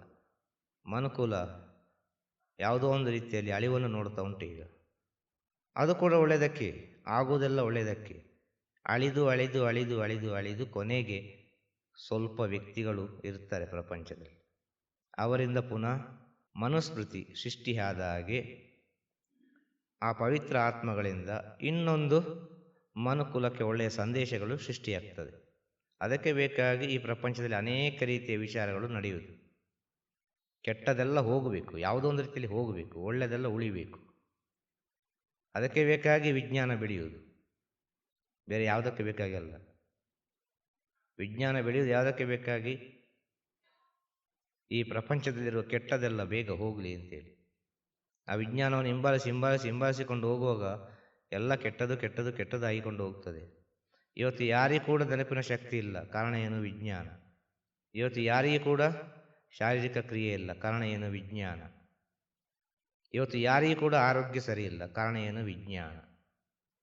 ಸೂಕ್ಷ್ಮವಾಗಿ ಆಲೋಚನೆ ಮಾಡಿ ನೋಡಿ ನೀವು. ವಿಜ್ಞಾನವನ್ನು ನಾವು ನಂಬುತ್ತೇವೆ, ನಂಬಿಕೆಯಿಂದ ಹೋಗ್ತೇವೆ, ಆಸ್ಪತ್ರೆ ಒಳಗೆ ಕರ್ಕೊಂಡು ಹೋಗ್ತೇವೆ, ಪುನಃ ಬರುವಾಗ ಜೀವಂತವಾಗಿ ಬರ್ತಾರ ಇಲ್ವೋ ಗೊತ್ತಿಲ್ಲ. ಕೊನೆಗೆ ಏನು ಹೇಳ್ತಾರೆ? ಎಲ್ಲ ದೈವ ಇಚ್ಛೆ, ಎಲ್ಲ ದೇವರ ಇಚ್ಛೆ, ನಿಮ್ಮ ದೇವರನ್ನು ಪ್ರಾರ್ಥನೆ ಮಾಡಿಕೊಳ್ಳಿ ಅಂತ ಹೇಳ್ತಾರೆ. ವಿಜ್ಞಾನ ಅಲ್ವಾ? ಕೊನೆಗೆ ಆಗೋದಿಲ್ಲ ಅಂತ ಹೇಳುವಾಗ ದೈವ ಇಚ್ಛೆ. ಆ ದೈವೇಚ್ಛೆ ಎಂಬ ವಿಚಾರ ನಮ್ಮ ಜೊತೆ ಯಾವಾಗಲೂ ಇದ್ದರೆ ಎಲ್ಲವೂ ದೈವೇಚ್ಛೆಯಂತೆಯೇ ನಡೀತದೆ. ಸಮಯ ಸಂದರ್ಭ ಬರುವಾಗ ದೈವೇಚ್ಛೆ ಅಂತೇಳಿ ಬರಬಾರದು. ಪ್ರತಿ ಕ್ಷಣವೂ ಜೀವನದಲ್ಲಿ ಆಗುವ ವಿಚಾರವೆಲ್ಲವೂ ದೈವೇಚ್ಛೆ ಅಂತೇಳಿ ಹೋಗಿ ದೈವೇಚ್ಛೆಯಾಗಿ ನಿಮ್ಮ ಜೀವನದಲ್ಲಿ ಅನೇಕ ಒಳಿತನ್ನು ಮಾಡುತ್ತದೆ. ಆದ ಕಾರಣ ಹೇಳೋದು, ಬಂದದನ್ನೆಲ್ಲ ಸ್ವೀಕರಿಸಿ. ನಿಮ್ಮ ಜೀವನದಲ್ಲಿ ಅನೇಕ ಕಷ್ಟಗಳುಂಟು. ಗುರುವನ್ನು ನೋಡಿದ ಕೂಡಲೇ ಕಷ್ಟ ಪರಿಹಾರ ಆಗುವುದಿಲ್ಲ. ಗುರುವನ್ನು ನೋಡಿದ ಕೂಡಲೇ ನಿಮ್ಮ ಸಮಸ್ಯೆ ಪರಿಹಾರ ಆಗುವುದಿಲ್ಲ. ಗುರುವನ್ನು ನೋಡಿದ ಕೂಡಲೇ ನಿಮಗೆ ಕೋಟಿ ಸಂಪಾದನೆ ಆಗುವುದಿಲ್ಲ. ಗುರುವನ್ನು ನೋಡಿದರೆ ಕೋಟಿ ಹೋಗಿ ಭಿಕ್ಷಾಧಿಪತಿ ಆಗ್ಬೋದು. ಇದಂತೂ ಸತ್ಯ. ಅದು ಬೇಡಪ್ಪ ಅಂತ ಹೇಳ್ತಾರೆ. ಕೋಟಿ ಬಿಸಾಡ ಅದನ್ನು ಆಚೆ. ಈಗ ಇಲ್ಲಿ ಬಾ, ಒಂದು ವಸ್ತ್ರ ಕೊಡ್ತಾನೆ, ಕಟ್ಟಿಕೊಂಡು ಸುಮ್ಮನೆ ಕೂತುಕೋ ಅಂತ ಹೇಳ್ತಾರೆ. ಏನು ಮಾಡಬೇಡ, ಸುಮ್ಮನೆ ಕೂತುಕೋ ಅಂತ ಹೇಳ್ತಾರೆ. ಇದಂತೂ ನಡೀತದೆ. ಕೋಟ್ಯಾಧಿಪತಿ ಭಿಕ್ಷಾಧಿಪತಿ ಆಗ್ತಾನೆ. ಇದಂತೂ 100% ಸತ್ಯ. ಇದರ ಒಳಗಿನ ಅರ್ಥವನ್ನು ನೀವೇ ಬಿಡಿಸಿಕೊಳ್ಳಿ. ಕೋಟ್ಯಾಧಿಪತಿಗೆ ಗುರು ಒಲಿಯುವುದಿಲ್ಲ, ಒಂದು ಭಿಕ್ಷುಕನಿಗೆ ಗುರು ಬೇಗ ಒಲಿದು ಬಿಡ್ತಾರೆ. ಇದಂತೂ ಸತ್ಯ. ಆಗ ಏನು ಸಿಗ್ತದೆ ಗುರುವಿನ ಹತ್ರ? ಸ್ವಲ್ಪ ಜ್ಞಾನ ಸಿಗ್ತದೆ. ಅವರವರಿಗೆ ಬೇಕಾದ ರೀತಿ ಜ್ಞಾನ ಸಿಗ್ತದೆ. ಆ ಜ್ಞಾನ ಬಹಳ ಮುಖ್ಯ. ಪ್ರತಿಯೊಬ್ಬರಲ್ಲಿ ಜ್ಞಾನ ಇದೆ. ಎಲ್ಲರೊಳಗೂ ಅದ್ಭುತ ಜ್ಞಾನ ಇದೆ. ಈಗ ನೀವು ಹೇಳಿದಂಥ ಜ್ಞಾನಗಳೆಲ್ಲ ಬಹಳ ಅದ್ಭುತವಾದ ಜ್ಞಾನಗಳು, ಅದ್ಭುತವಾದ ಅನುಭವ. ಯಾಕೆ ಅಂತೇಳಿದರೆ, ಇಲ್ಲಿಯ ಸ್ಥಿತಿಯಲ್ಲಿ ನೀವು ಇಷ್ಟು ತಾಳ್ಮೆಯಿಂದ ಕೂತುಕೊಂಡು ಈ ಪೂಜೆಯಲ್ಲಿ ಭಾಗವಹಿಸಿ, ಕೆಲವರೆಲ್ಲ 1 ತಿಂಗಳು ಇಲ್ಲೇ ಇದ್ದುಕೊಂಡು ಸೇವೆ ಮಾಡಿಕೊಂಡು ಅನೇಕ ರೀತಿಯ ಅನುಭವಗಳನ್ನು ಕಂಡುಕೊಂಡಿದ್ದಾರೆ. ಅವರವರ ಅನುಭವವನ್ನು ಒಂದೊಂದು ರೀತಿಯಲ್ಲಿ ಹೇಳಿದ್ದಾರೆ. ಈ ಅನುಭವಗಳೆಲ್ಲ ಬಹಳ ಅದ್ಭುತವಾಗಿ ಉಂಟು ಅಂತ ಹೇಳೋದು. ಈ ಅದ್ಭುತ ಜ್ಞಾನವನ್ನು ಇನ್ನಷ್ಟು ಬೆಳೆಸಿ, ನಿಮ್ಮ ಒಳಗೆ ಸೃಷ್ಟಿಯಾದ ಜ್ಞಾನವನ್ನು ಬೆಳೆಸಿ, ನಿಮ್ಮಲ್ಲಿ ಇರುವ ಜ್ಞಾನವನ್ನು ಇನ್ನೊಬ್ಬರಿಗೆ ಹಂಚಿ, ನಿಮ್ಮಲ್ಲಿರುವ ಜ್ಞಾನವನ್ನು ಇನ್ನೊಬ್ಬರಿಗೆ ಹಂಚಿ. ಅದು ಪವಿತ್ರ, ಅದು ಒಳ್ಳೆಯ ಕೆಲಸ, ಅದು ಪುಣ್ಯ, ಪರಮಶ್ರೇಷ್ಠ ಪುಣ್ಯ ಅದು. ಯಾಕೆ ಅಂತಂದರೆ, ಒಂದು ವ್ಯಕ್ತಿಯೇ ಅಲ್ಲಿ ಸೃಷ್ಟಿಯಾಗಿ ಬಿಡ್ತಾನೆ. ನಿಮ್ಮ ಒಳಗಿರುವ ಜ್ಞಾನವನ್ನು ಇನ್ನೊಬ್ಬನಿಗೆ ಹಂಚುವಾಗ ಆ ವ್ಯಕ್ತಿಯನ್ನೇ ನೀವು ಸೃಷ್ಟಿ ಮಾಡಿದಂಥ ಪುಣ್ಯ ಸಿಗ್ತದೆ ನಿಮಗೆ, ಅಲ್ವಾ? ಈಗ ಏನು ಹೇಳೋದು, ಒಂದು ಸಂಸಾರದಲ್ಲಿ ನಾವು ಆಲೋಚನೆ ಮಾಡುವಾಗ ಮನೆಯಲ್ಲಿ ತುಂಬ ಕಷ್ಟ ಅಂತ ಇರ್ತದೆ. ಯಾವುದೋ ಒಂದು ರೀತಿಯಲ್ಲಿ ಕೆಲಸಕ್ಕೆ ಅಂತೇಳಿ ಮನೆಯಿಂದ ಹೋಗಬೇಕಾಗಿ ಬರ್ತದೆ, ಅಲ್ವಾ? ವಿದ್ಯೆ ಕೂಡ ಇರುವುದಿಲ್ಲ, ಮನೆಯಲ್ಲಿ ಅಷ್ಟು ಕಷ್ಟ ಇದೆ. ಹಬ್ಬ ಅಂತೇಳಿ ಒಂದು SLCವರೆಗೆ 10th ಶಾಲೆ ಕಲಿಸ್ತಾರೆ, ಕಲೀಲಿಕ್ಕೆ ಮನಸ್ಸಿದ್ದವರಿಗೆ. ಇನ್ನು ಕೆಲವರು 7ನೇ ಕ್ಲಾಸ್ 8ನೇ ಕ್ಲಾಸಲ್ಲೆಲ್ಲ ಶಾಲೆ ಬಿಡುತ್ತಾರೆ. ಈಗಂತೂ ಎಲ್ಲರೂ ಸ್ವಲ್ಪ ಓದ್ತಾರೆ ಅಂತ ಹೇಳುವ, ಎಲ್ಲರೂ ಶಾಲೆಗೆ ಹೋಗ್ತಾರೆ, ಡಿಗ್ರಿ ಮಾಡ್ತಾರೆ. ಈಗ ಸ್ವಲ್ಪ ನಮ್ಮ ಕಾಲದ ವಿಚಾರವನ್ನು ಹೇಳೋದು, ಒಂದು 7ನೇ ಕ್ಲಾಸ್ ಹೋದರೆ ದೊಡ್ಡ ವಿಚಾರ. ಆ 7ನೇ ಕ್ಲಾಸ್ ಆದ ನಂತರ ಕೆಲಸಕ್ಕೆ ಅಂತ ಹೋಗ್ತಾರೆ, ಮನೆಯ ಕಷ್ಟಕ್ಕೆ. ಆ ಕೆಲಸಕ್ಕೆ ಅಂತ ಹೋಗುವಾಗ ಯಾವುದೋ ಒಂದು ಕೆಲಸ ಇರ್ಬೋದು, ಒಂದು ಟೈಲರಿಂಗ್ ಇರ್ಬೋದು, ಒಂದು ಕಾರ್ಪೆಂಟರ್ ಇರ್ಬೋದು, ಒಂದು ಗೋಲ್ಡ್ ಸ್ಮಿತ್ ಇರ್ಬೋದು, ಅಲ್ಲೊಂದು ಹೋಟೆಲ್ ಇರ್ಬೋದು, ಅಲ್ಲೊಂದು ಕೂಲಿ ಕೆಲಸ ಇರ್ಬೋದು, ಯಾವುದೋ ಒಂದು ಕೆಲಸ ಇರ್ಬೋದು. ಆ ಕೆಲಸಕ್ಕೆ ಹೋಗುವಾಗ ನಮಗೆ ಕೆಲಸ ಗೊತ್ತಿರೋದಿಲ್ಲ, ಕೆಲಸ ಕಲೀಲಿಕ್ಕೆ ಹೋಗುದು ಮೊದಲು. ಆ ಕೆಲಸವನ್ನು ಕಲಿತಾ ಕಲಿತಾ ಕಲಿತಾ ಯಾವುದೋ ಒಂದು ರೀತಿಯಲ್ಲಿ ನಾವು ಸಂಪಾದನೆ ಮಾಡ್ತೇವೆ ಅಲ್ವಾ. ಆಗ ಕೆಲಸ ಕಲಿಸಿಕೊಟ್ಟ ಗುರು, ನಮಗೆ ಕೆಲಸವನ್ನು ಹೇಳಿಕೊಟ್ಟ ಗುರು ನಿಮ್ಮನ್ನೇ ಸೃಷ್ಟಿ ಮಾಡಿರ್ತಾನೆ. ಸ್ವಂತವಾಗಿ ನೀನೇ ಕೆಲಸ ಮಾಡಿ ಸಂಪಾದನೆ ಮಾಡು, ನಿನ್ನ ಜೀವನ ದಾರಿಯನ್ನು ನೀನೇ ನೋಡು ಅಂತೇಳಿ ಅಲ್ವಾ. ಯಾರು ನಮಗೆ ಕೆಲಸ ಕಲಿಸಿಕೊಟ್ಟ ಗುರು ನಮಗೆ ಕೊಡುವಂಥ ವರಪ್ರಸಾದ. ಇದು ಸಂಸಾರದಲ್ಲಿ ಎಲ್ಲರೂ ಅನುಭವಿಸಿದಂಥ ವಿಚಾರ. ಹೌದಾ ಅಲ್ವಾ? ಹೌದಾ ಅಲ್ವಾ? ಈ ಮಧ್ಯಮ ವರ್ಗದಲ್ಲಿ, ಇನ್ನು ಬಡ ವರ್ಗದಲ್ಲಿ ಎಲ್ಲರಿಗೂ ಈ ಮಾತು ಅನ್ವಯಿಸ್ತದೆ ಅಂತ ಹೇಳುದು. ನಮಗೊಂದು ಜೀವನಕ್ಕೆ ದಾರಿದೀಪ ಮಾಡಿಕೊಟ್ರು ಅವರು ಹೇಳಿಕೊಟ್ಟ ಕಾರಣ ಅಲ್ವಾ. ನಮ್ಮ ಜೀವನದಲ್ಲಿ 3 ವಿಧವಾದ ಗುರುಗಳು ಬರ್ತಾರೆ, ಬಹಳ ಸೂಕ್ಷ್ಮವಾಗಿ ಅರ್ಥ ಮಾಡಿಕೊಳ್ಳಿ. ಮೊದಲಿಗೆ ಬರುವ ಗುರು ಆದಿಗುರು. ಆದಿಗುರು ಅಂದರೆ ತಾಯಿ ತಂದೆ. ಅದಾದ ಮೇಲೆ ನಮಗೆ ಅದೆಷ್ಟೋ ಗುರುಗಳು, ಶಾಲೆಯಲ್ಲಿ, ಕೆಲಸದಲ್ಲಿ, ಇನ್ನು ಅನೇಕ ರೀತಿ ಎಲ್ಲ ಗುರುಗಳು. ಇದೆಲ್ಲ ನಾವು ಜೀವನವನ್ನು ದಾಟಿ ದಾಟಿ ದಾಟಿ ಬರುವಾಗ ನಮ್ಮೊಳಗೊಂದು ಪ್ರಶ್ನೆ ಬರ್ತದೆ ಅಲ್ವಾ. ಯಾಕೆ ಹೀಗೆ, ಯಾಕೆ ಹೀಗೆ, ಯಾಕೆ ಹೀಗೆ, ಯಾಕೆ ಹೀಗೆ ಆಗ್ತದೆ ಅಂತೇಳಿ. ಆಗ ನಾವು ಒಂದು ಗುರುವನ್ನು ಹುಡುಕಿಕೊಂಡು ಹೋಗ್ತೇವೆ. ಎಲ್ಲಿದ್ದಾರಪ್ಪ? ಎಲ್ಲ ಸಾಕು ಸಾಕು ಆಗ್ತದೆ, ಜ್ಯೋತಿಷ್ಯ, ಪೂಜೆ, ಮತ್ತೆಂಥದ್ದು ಹೋಮ, ಪರಿಹಾರ ಎಲ್ಲ ಮಾಡಿ ಮಾಡಿ ಮಾಡಿ ಸಾಕು ಸಾಕಾಗಿ ಎಲ್ಲಿಯೂ ಕೂಡ ಒಂದು ಸಂತೋಷ ಇಲ್ಲ ಅಂತ ಆಗುವಾಗ ಆ ಸಂತೋಷವನ್ನು ಹುಡುಕಿಕೊಂಡು ಹೋಗ್ತೇವೆ. ಎಲ್ಲಿಯಾದ್ರೂ ಒಂದು ಸಂತೋಷ ಸಿಗ್ತದಾ, ಎಲ್ಲಿಯಾದ್ರೂ ಒಂದು ನೆಮ್ಮದಿ ಸಿಗ್ತದಾ ಅಂತೇಳಿ. ಆ ಸಮಯದಲ್ಲಿ ನಮಗೆ ಅವರಿವರಿಂದ ಯಾರೋ ಒಬ್ಬರಿಂದ ಒಂದು ಗುರುಗಳ ಪರಿಚಯ ಆಗ್ತದೆ. ಒಂದು ಗುರುಗಳ ಪರಿಚಯ ಆದ ಮೇಲೆ ನಾವು ಅಲ್ಲಿಗೆ ಹೋಗಲಿಕ್ಕೆ ಪ್ರಾರಂಭ ಮಾಡ್ತೇವೆ. ಹೋಗ್ತಾ ಹೋಗ್ತಾ ಹೋಗ್ತಾ ನಮಗೆ ಕೆಲವೆಲ್ಲ ಅನುಭವಗಳು ಸಿಗ್ತದೆ ಅಲ್ವಾ. ಹೊಸ ಹೊಸ ಅನುಭವಗಳೆಲ್ಲ ಸಿಗ್ತದೆ. ಹೊಸ ಹೊಸ ಅನುಭವಗಳು ನಿಮ್ಮ ನಿಮ್ಮ ಜೀವನದಲ್ಲಿ ಸರಿ ಅಂತಾಗುವಾಗ ನೀವು ಅದನ್ನು ಪಾಲಿಸ್ತಾ ಬರ್ತೀರಿ ಅಲ್ವಾ. ಹಾಗೆ ನೀವು ಅದನ್ನೆಲ್ಲ ಪಾಲಿಸ್ತಾ ಬರುವಾಗ, ಆ ಗುರು ಹೇಳಿದ ಮಾತನ್ನೆಲ್ಲ ನೀವು ಪಾಲಿಸ್ತಾ ಬರುವಾಗ ನಿಮ್ಮ ಒಳಗೆ ಏನೋ ಒಂದು ಆತ್ಮವಿಶ್ವಾಸ, ತನ್ನಂಬಿಕೆ, ಮನೋಧೈರ್ಯ ಎಲ್ಲ ವಿಚಾರಗಳು ಸೃಷ್ಟಿಯಾಗ್ತದೆ. ಮೊದಲು ನಿಮ್ಮ ಮೇಲೆ ನಿಮಗೆ ನಂಬಿಕೆ ಬರ್ತದೆ. ಒಂದು ಗುರುವಿನ ಸೇವೆ ಮಾಡೋದರಿಂದ ಸಿಗುವ ಪುಣ್ಯಗಳೇನು, ಸಿಗುವ ಫಲಗಳೇನು ಅಂತೇಳಿದರೆ ಮೊದಲು ನಿಮಗೆ ನಿಮ್ಮ ಮೇಲೆ ನಂಬಿಕೆ ಬರ್ತದೆ.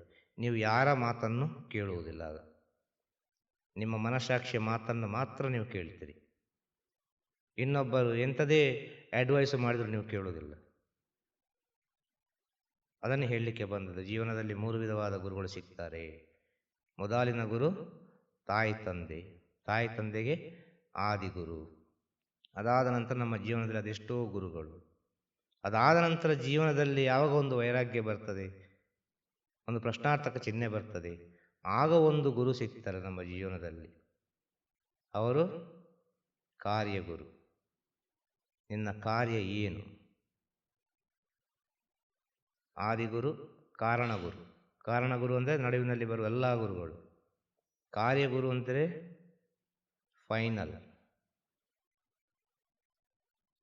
ನೀನು ಯಾಕೆ ಹುಟ್ಟಿದ್ದಿ, ನಿನ್ನ ಕೆಲಸ ಏನು, ನೀನು ಮಾಡಬೇಕಾದ ಕರ್ತವ್ಯವೇನು, ಇದನ್ನೆಲ್ಲ ಅವರು ತಿಳಿಸಿಕೊಡ್ತಾರೆ. ಕಾರ್ಯಗುರು. ಅಂಥ ಕಾರ್ಯಗುರುಗಳು ಯಾರು ಅಂತ ಹೇಳಿದರೆ ಅದೆಷ್ಟೋ ಮಹಾಜ್ಞಾನಿಗಳೆಲ್ಲ ಬಂದಿದ್ದಾರೆ.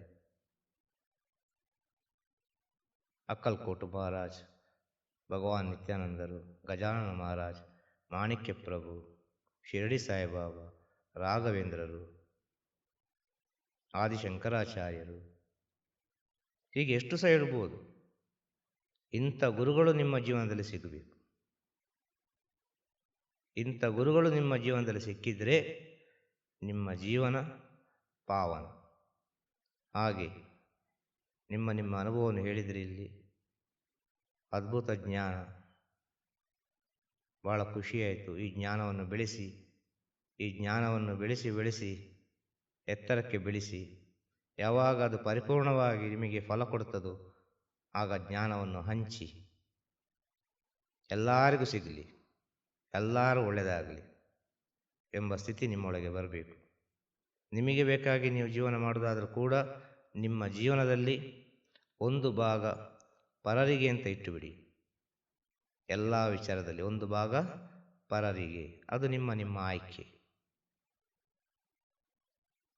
ಇದರಿಂದೆಲ್ಲ ನಿಮ್ಮ ಅಂತರಾತ್ಮ ಜ್ಞಾನವನ್ನು ನೀವು ತಿಳಿದುಕೊಳ್ಳಬಹುದು. ಈ ರೀತಿಯಾಗೆಲ್ಲ ನಿಮ್ಮ ಜೀವನದ ಶೈಲಿ ಹೋಗುವಾಗ ನಿಮ್ಮ ಒಳಗಿರುವ ಜ್ಞಾನ ನಿಮಗೆ ಅರಿವಿಗೆ ಬರ್ತದೆ ಅಂತ ಹೇಳೋದು. ಅರ್ಥ ಆಗ್ತದೆ ಹೇಳೋದು? ಅನೇಕ ರೀತಿಯಲ್ಲಿ ಕಷ್ಟಪಟ್ಟು ರಾತ್ರಿ ಹಗಲು ಕೂತುಕೊಂಡು ಅನೇಕ ರೀತಿಯ ಸೇವೆಯನ್ನು ಮಾಡಿದ್ದೀರಿ ಎಲ್ಲರೂ. ಈ ಸೇವೆಯನ್ನು ವ್ಯರ್ಥ ಮಾಡಬೇಡಿ. ಎಲ್ಲರೂ ಇನ್ನು ನಿಮ್ಮ ಸ್ಥಳಗಳಿಗೆ ಹೋಗಬೇಕು, ನಿಮ್ಮ ಮನೆಗೆ ಹೋಗಬೇಕು. ನಿಮ್ಮ ಮನೆಗೆ ಹೋಗುವಾಗ ಇಲ್ಲಿ ಸಿಕ್ಕಿದ ಜ್ಞಾನವನ್ನು ವ್ಯರ್ಥ ಮಾಡಬೇಡಿ. ಯಾಕೆ ಅಂತೇಳಿದರೆ ಪ್ರಪಂಚ ಬಹಳ ವಿಚಿತ್ರವಾಗಿ ಉಂಟು. ಪ್ರಪಂಚ, ಈ ಪ್ರಪಂಚದಲ್ಲಿ ಏನೇ ಒಂದು ಒಳ್ಳೆಯದು ಮಾಡಬೇಕು ಅಂತ ಹೇಳಿದರೆ ಬಹಳ ಕಷ್ಟ ಉಂಟು. ಸತ್ಯಕ್ಕೆ ಶತಕೋಟಿ ವಿಘ್ನ, ಸತ್ಯಕ್ಕೆ ಶತಕೋಟಿ ವಿಘ್ನ ಬರ್ತದಂತೆ ಒಂದು ಸತ್ಯದ ದಾರಿಯಲ್ಲಿ ಹೋಗುವಾಗ. ಅದನ್ನೆಲ್ಲ ನಮ್ಮ ಬುದ್ಧಿಯಿಂದ, ನಮ್ಮ ತಾಳ್ಮೆಯಿಂದ, ಗುರುಗಳು ಹೇಳಿದ ಜ್ಞಾನದಿಂದ, ನಿಮ್ಮ ಅಂತರಾತ್ಮದ ಜ್ಞಾನದಿಂದ ಎಲ್ಲವನ್ನು ತಾಳ್ಮೆಯಿಂದ ದಾಟಿ ದಾಟಿ ದಾಟಿ ಮುಂದೆ ಹೋಗಿ. ಒಂದು ವ್ಯಕ್ತಿ ಬಹಳ ಕಷ್ಟಪಟ್ಟು ದೈವಿಕ ಸ್ಥಿತಿಯಲ್ಲಿ, ಆಧ್ಯಾತ್ಮಿಕ ಸ್ಥಿತಿಯಲ್ಲಿ, ಜ್ಞಾನ ಮಾರ್ಗದಲ್ಲಿ ಕಷ್ಟಪಟ್ಟು ಸಾಧನೆ ಮಾಡ್ತಾನೆ. ಸಂಸಾರವನ್ನು ದಾಟಿ ಒಬ್ಬ ಸಾಧಕನಾದವನು ಸಂಸಾರವನ್ನು ದಾಟಿ ಅನೇಕ ರೀತಿಯ ಸಾಧನೆ ಮಾಡ್ತಾನೆ. ಆ ಸಾಧನೆ ಮಾಡುವ ಸಮಯದಲ್ಲಿ ಆ ಸಾಧನೆಗೆ ಅಡ್ಡ ಬರುವ ವಿಚಾರ ಏನು ಅಂತೇಳಿ ನಾವು ಬಹಳ ಸೂಕ್ಷ್ಮವಾಗಿ ಅರ್ಥ ಮಾಡಿಕೊಳ್ಬೇಕು. ಸಂಸಾರದಲ್ಲಿ ಮಾತ್ರ ಪರೀಕ್ಷೆ ಅಲ್ಲ, ಸಂಸಾರದಲ್ಲಿ ಮಾತ್ರ ದುಃಖ ಅಲ್ಲ, ಸಂಸಾರದಲ್ಲಿ ಮಾತ್ರ ಅನೇಕ ರೀತಿಯ ವಿಚಾರಗಳಲ್ಲ, ಸನ್ಯಾಸದಲ್ಲಿ ಕೂಡ ಅನೇಕ ರೀತಿಯ ವಿಚಾರಗಳು ಉಂಟು. ಇದೆಲ್ಲ ಯಾಕೆ ಹೇಳ್ತೇನೆ ಅಂತೇಳಿದರೆ, ಎಲ್ಲರೂ ಇಲ್ಲಿ ಬಂದು ಪೂಜೆಯಲ್ಲಿ ಭಾಗವಹಿಸಿದಿರಿ, ಅನೇಕ ರೀತಿಯ ಸೇವೆಯನ್ನು ಮಾಡಿದಿರಿ. ಈ ಸೇವೆಯ ಆ ಫಲವನ್ನು ಹೆಚ್ಚಿಸಿ, ಆ ಜ್ಞಾನ ಬಿಂದುವನ್ನು ಹೆಚ್ಚಿಸಿ. ಆ ಸಾಧನೆ ಮಾಡುವ ಸಮಯದಲ್ಲಿ ಏನಾಗ್ತದೆ, ತನ್ನ ಒಳಗೆ ತನಗೆ ಅರಿವಿಲ್ಲದಂಥ ಒಂದು ಸ್ಥಿತಿ ಬರ್ತದೆ, ಒಂದು ಜ್ಞಾನ ಬರ್ತದೆ, ಒಂದು ಶಕ್ತಿ ಬರ್ತದೆ. ಆ ಶಕ್ತಿಯಿಂದಾಗಿ ಅಹಂಕಾರ ಬರಬಾರ್ದು. ಇದು ಫಸ್ಟಿಗೆ ಬರುವ ವಿಚಾರ, ಅಹಂಕಾರ ಸಾಧನೆ ಮಾಡುವ ಸಮಯದಲ್ಲಿ. ಹಾಗೆ ನಿಮ್ಮ ಒಳಗೆ ಅನೇಕ ರೀತಿಯ ಜ್ಞಾನಗಳುಂಟು. ಈ ಜ್ಞಾನಗಳಲ್ಲಿ ಅಹಂಕಾರ ಸೃಷ್ಟಿಯಾಗಬಾರ್ದು ಅಂತ ಹೇಳೋದು, ಓಂಕಾರ ಸೃಷ್ಟಿಯಾಗಬೇಕು ಅಂತ ಹೇಳೋದು. ಈ ಸಾಧನೆ ಮಾಡ್ತಾ ಮಾಡ್ತಾ ಹೋಗುವಾಗ ನಮಗೆ ಅಹಂಕಾರ ಎಂಬುದು ಸಣ್ಣ ಸಣ್ಣ ಈ ಶಕ್ತಿಗಳೆಲ್ಲ ಯಾವುದೋ ಒಂದು ರೀತಿಯಲ್ಲಿ ಕೆಲಸ ಮಾಡುವಾಗ, ಒಬ್ಬರ ಮನಸ್ಸಿನ ಮಾತನ್ನು ಹೇಳುವಾಗ, ನೋಡು ಹೀಗೆ ಆಗ್ತದೆ, ನೋಡು ಹೀಗೆ ಆಗಬೇಕು, ಹೀಗೆ ಆಗ್ತದೆ ನೋಡು ಅಲ್ವಾ, ಇದೆಲ್ಲ ಅವನ ಜ್ಞಾನವನ್ನು ಅಳಿಸ್ತದೆ. ಇದೆಲ್ಲ ಅವನವನ ಜ್ಞಾನವನ್ನು ಅಳಿಸ್ತದೆ. ಅವನಿಗೆ ಸಿಕ್ಕಿದ ಜ್ಞಾನ ಎಲ್ಲ ಅಳೆದು ಹೋಗ್ತದೆ. ಅಹಂಕಾರ ಬಂದರೆ ಯಾವ ಗುರು ಕೂಡ ನಮಗೆ ಸಹಕರಿಸುವುದಿಲ್ಲ, ಆಶೀರ್ವಾದ ಮಾಡುವುದಿಲ್ಲ, ಖಂಡಿತ ಸಾಧ್ಯ ಇಲ್ಲ.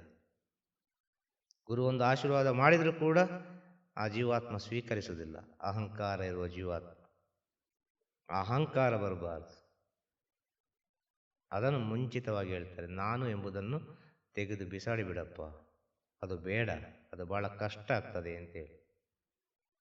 ಈ ಅಹಂಕಾರ ಬಂದ ಕೂಡಲೇ ಸಣ್ಣ ಪುಟ್ಟ ವಿಚಾರಗಳು ಸಾಧನೆ ಮಾಡುವಾಗ, ಅಲ್ಲ ಒಂದು ಗುರುದೇವರ ಮಾತಿಂದ, ಅದು ಏನು ಹೇಗೂ ಬೇಕಾದಿರ್ಬೋದು, ಒಂದು ಚೈತನ್ಯ ನಿಮ್ಮೊಳಗೆ ಬಂದಿರ್ಬೋದು. ಆ ಚೈತನ್ಯದಿಂದ ಕೆಲವೆಲ್ಲ ವಿಚಾರಗಳು, ಆ ಶಕ್ತಿಯಿಂದ ಕೆಲವೆಲ್ಲ ವಿಚಾರಗಳು ನಿಮ್ಮ ಜೀವನದಲ್ಲಿ ತನ್ನಿತಾನಾಗೆ ನಡೆಯುವಾಗ ಅಹಂಕಾರ ಬರಬಾರದು. ಅಹಂಕಾರ ಬಂದರೆ ಎಲ್ಲ ವರಪ್ರಸಾದ ಮಾಯವೇ. ಅಲ್ಲಿ ಓಂಕಾರ ಬರಬೇಕು. ಸಂಸಾರದಲ್ಲಿರುವಾಗ ಎಷ್ಟು ಮಾಯ ನಮ್ಮನ್ನು ಹಿಂಬಾಲಿಸಿತೋ, ಎಷ್ಟು ಮಾಯೆಯಿಂದ ನಾವು ಓಡಿದೆವೋ, ಅದೇ ರೀತಿ ಸಾಧನೆ ಮಾಡುವಾಗ ಈ ಸಂಸಾರದಲ್ಲಿ ಬರುವ ಮಾಯಕ್ಕಿಂತ 1000 ಪಟ್ಟು ಹೆಚ್ಚಾಗಿ ಮಾಯ ಬರ್ತದೆ. ಇದನ್ನು ಪ್ರತಿಯೊಬ್ಬ ಸಾಧಕನಾದವನು ಪ್ರತಿಯೊಬ್ಬ ಗುರುಭಕ್ತನಾದವನು, ಪ್ರತಿಯೊಬ್ಬ ಭಗವಂತನ ದಾರಿಯಲ್ಲಿ ಹೋಗುವವನು ಇದನ್ನು ಮುಖ್ಯವಾಗಿ ಅರ್ಥ ಮಾಡಿಕೊಳ್ಬೇಕು. ಸಂಸಾರದಲ್ಲಿ ಬೇಕಾದರೆ ಯಾವುದೋ ಒಂದು ರೀತಿಯಲ್ಲಿ ಈಜಾಡಿ ಬರುವುದು, ಆದರೆ ಜ್ಞಾನದಲ್ಲಿ ಈಜಾಡಿಕೊಂಡು ಹೋಗುವುದುಂಟಲ್ವ, ಅದು ಅಷ್ಟು ಸುಲಭದ ವಿಚಾರವೇ ಅಲ್ಲ. ಅಂಥ ಮಾಯೆಗಳು ನಿಮ್ಮನ್ನು ಹುಡುಕಿಕೊಂಡು ಬರ್ತದೆ. ಅದು ಹೆಣ್ಣಾದರೂ ಸರಿ, ಹೊನ್ನಾದರೂ ಸರಿ, ಮಣ್ಣಾದರೂ ಸರಿ. ನೀವು ಬೇಡ ಬೇಡ ಅಂತ ಹೇಳಿದರೂ ನಿಮ್ಮ ಕಾಲ್ನಡಿಗೆ ಬಂದು ಬೀಳ್ತದೆ. ಡೆಫಿನೆಟ್ ಇದು ಒಳ್ಳೆ ಸಾಧನೆ ಮಾಡಿದವರಿಗೆ, ಸತ್ಯದ ವಿಚಾರ, ಸತ್ಯದ ಮಾರ್ಗದಲ್ಲಿ ಹೋಗುವವರಿಗೆ ನಾನು ಹೇಳೋ ವಿಚಾರ ಅರ್ಥ ಆಗ್ಬೋದು. ಜ್ಞಾನ ಎಲ್ಲಿ ವ್ಯರ್ಥ ಆಗ್ತದೆ ಅಂತ ಹೇಳೋದು. ಜ್ಞಾನ ಎಲ್ಲಿ ವ್ಯರ್ಥ ಆಗ್ತದೆ, ನಮ್ಮ ಒಳಗಿನ ಚೈತನ್ಯ ಎಲ್ಲಿ ವ್ಯರ್ಥ ಆಗ್ತದೆ, ನಾವು ಯಾರಿಗೆ ಗುಲಾಮರಾಗ್ತಾ ಇದ್ದೇವೆ, ಇದಕ್ಕೆಲ್ಲ ಕಾರಣ ಏನು? ನಾನು, ಅಹಂಕಾರ. ಈ ನಾನು ಮತ್ತು ಅಹಂಕಾರ ಹೋಗಬೇಕು ಅಂತ ಹೇಳಿದರೆ ನಿಮ್ಮ ಮನಸ್ಸನ್ನು ಶುದ್ಧಗೊಳಿಸಿ, ನಿಮ್ಮ ಮನಸ್ಸನ್ನು ಪವಿತ್ರ ಮಾಡಿ. ಅದೆಷ್ಟೋ ಸಾಧನೆ ಮಾಡ್ತೇವೆ, ಅದೆಷ್ಟೋ ಸಾಧಕರಿದ್ದಾರೆ ಪ್ರಪಂಚದಲ್ಲಿ.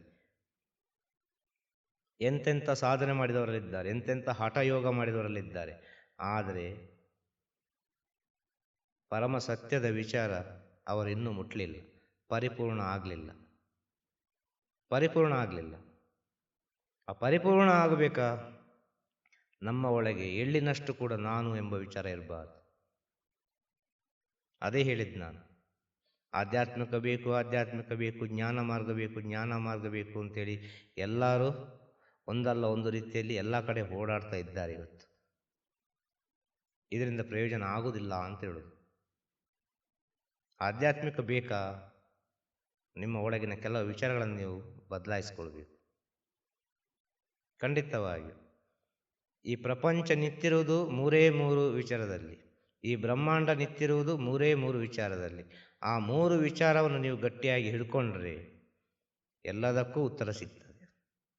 ಆ ಮೂರು ವಿಚಾರ ಯಾವುದು ಅಲ್ಲ, ತಾಯಿ, ತಂದೆ, ಗುರು. ಏನಪ್ಪ ತಾಯಿ, ತಂದೆ, ಗುರು ಅಂತ ಹೇಳಿದರು? ಅಷ್ಟು ಶಕ್ತಿ ಉಂಟಾ ತಾಯಿ, ತಂದೆ, ಗುರುವಿನ ಹತ್ರ? ಇಲ್ಲೇ ಇರೋದು ಸೂಕ್ಷ್ಮತೆ. ಅರ್ಥ ಆಗ್ತದ? ಪ್ರಕೃತಿಯಲ್ಲಿ ತಾಯಿ ಅಂದರೆ ಯಾರು, ತಂದೆ ಅಂದರೆ ಯಾರು, ಗುರು ಅಂದರೆ ಯಾರು? ಇದು ಬಹಳ ಸೂಕ್ಷ್ಮ. ಪ್ರಕೃತಿಯಲ್ಲಿ ತಾಯಿ ಅಂತೇಳಿದರೆ ಗಂಗೆ, ತಂದೆ ಅಂತೇಳಿದರೆ ವಾಯು, ಗುರು ಅಂತೇಳಿದರೆ ಅಗ್ನಿ. ಇದು ಪ್ರಕೃತಿಯಲ್ಲಿ ಎಲ್ಲ ಜೀವರಾಶಿಗಳಿಗೆ ಕೊಟ್ಟಂಥ ತಾಯಿ, ತಂದೆ, ಗುರು. ಅದೇ ತಾಯಿ, ತಂದೆ, ಗುರುವಿಂದ ನಾವು ಬಂದಿದ್ದೇವೆ. ಆದ ಕಾರಣ ಮನುಕುಲದಲ್ಲಿ ಇಂಥ ವಿಚಾರಗಳೆಲ್ಲ ಬಂತು. ತಾಯಿ, ತಂದೆ, ಗುರು ಪ್ರಕೃತಿಯಲ್ಲಿರುವ ಸತ್ಯ, ಈ ಬ್ರಹ್ಮಾಂಡದಲ್ಲಿರುವ ಸತ್ಯ. ಎಲ್ಲ ಜೀವರಾಶಿಗಳಿಗೆ ಬೇಕಾದಂಥ ಮೂಲ ಶಕ್ತಿ, ಎಲ್ಲ ಜೀವರಾಶಿಗಳಿಗೆ ಬೇಕಾದಂಥ ಮೂಲ ಶಕ್ತಿ ತಾಯಿ, ತಂದೆ, ಗುರು. ಇದು ಇಲ್ಲದಿದ್ದರೆ ಈ ಪ್ರಪಂಚ ಇಲ್ಲ. ಇದು ಇಲ್ಲದ್ರೆ ಪ್ರಪಂಚ ಇಲ್ಲ. ಪ್ರಪಂಚ ಬರಲಿಕ್ಕೆ ಸಾಧ್ಯವೇ ಇಲ್ಲ, ಪ್ರಪಂಚ ಬೆಳೀಲಿಕ್ಕೆ ಸಾಧ್ಯವೇ ಇಲ್ಲ. ತಾಯಿ, ತಂದೆ, ಗುರುವಿನಲ್ಲಿ ಮುಕ್ತಾಯಗೊಳಿಸಿ. ಆ ತಾಯಿ, ತಂದೆ, ಗುರುವನ್ನು ಗಟ್ಟಿಯಾಗಿ ಹಿಡ್ಕೊಳ್ಳಿ. ಅಲ್ವಾ? ಇದು ಬೇಕೇ ಬೇಕಲ್ವಾ? ಯಾವ ರೀತಿಯಲ್ಲಿ ನೋಡಿದರೂ ಈ ಮೂರು ಬೇಕೇ ಬೇಕು. ಬ್ರಹ್ಮಾಂಡ ಸೃಷ್ಟಿಯಾಗಬೇಕಾದ್ರೆ ಜಲ ಬೇಕು, ವಾಯು ಬೇಕು, ಅಗ್ನಿ ಬೇಕು. ಇದು ಮೂರು ಬೇಕಿತ್ತು. ಇದು ಮೂರು ಒಂದಾಗಿದ್ದು ಸ್ಫೋಟಗೊಂಡಾಗ ಸೃಷ್ಟಿಯಾದ ವಿಚಾರ ಬ್ರಹ್ಮಾಂಡ. ನಮ್ಮ ಒಳಗೂ ಕೂಡ ಈ ಮೂರೇ ಇರುವುದು ಅಲ್ವಾ? ನೀರು ಉಂಟು, ಶ್ವಾಸ ಉಂಟು, ಅಗ್ನಿಯೂ ಉಂಟು. ಇದಿರುವ ಕಾರಣ ನಮ್ಮ ಜೀವನ ನಡೆಯುವುದು ಅಲ್ವಾ? ಸತ್ಯ ಅಲ್ವಾ? ಆಗ ತಾಯಿ, ತಂದೆ, ಗುರು ಎಷ್ಟು ಸೂಕ್ಷ್ಮ. ಅದೇ ನಮ್ಮ ಒಳಗಿರುವ ತಾಯಿ, ತಂದೆ, ಗುರು. ಇಡ, ಪಿಂಗಳ, ಸುಷುಮ್ನನ್ನಾಡಿ.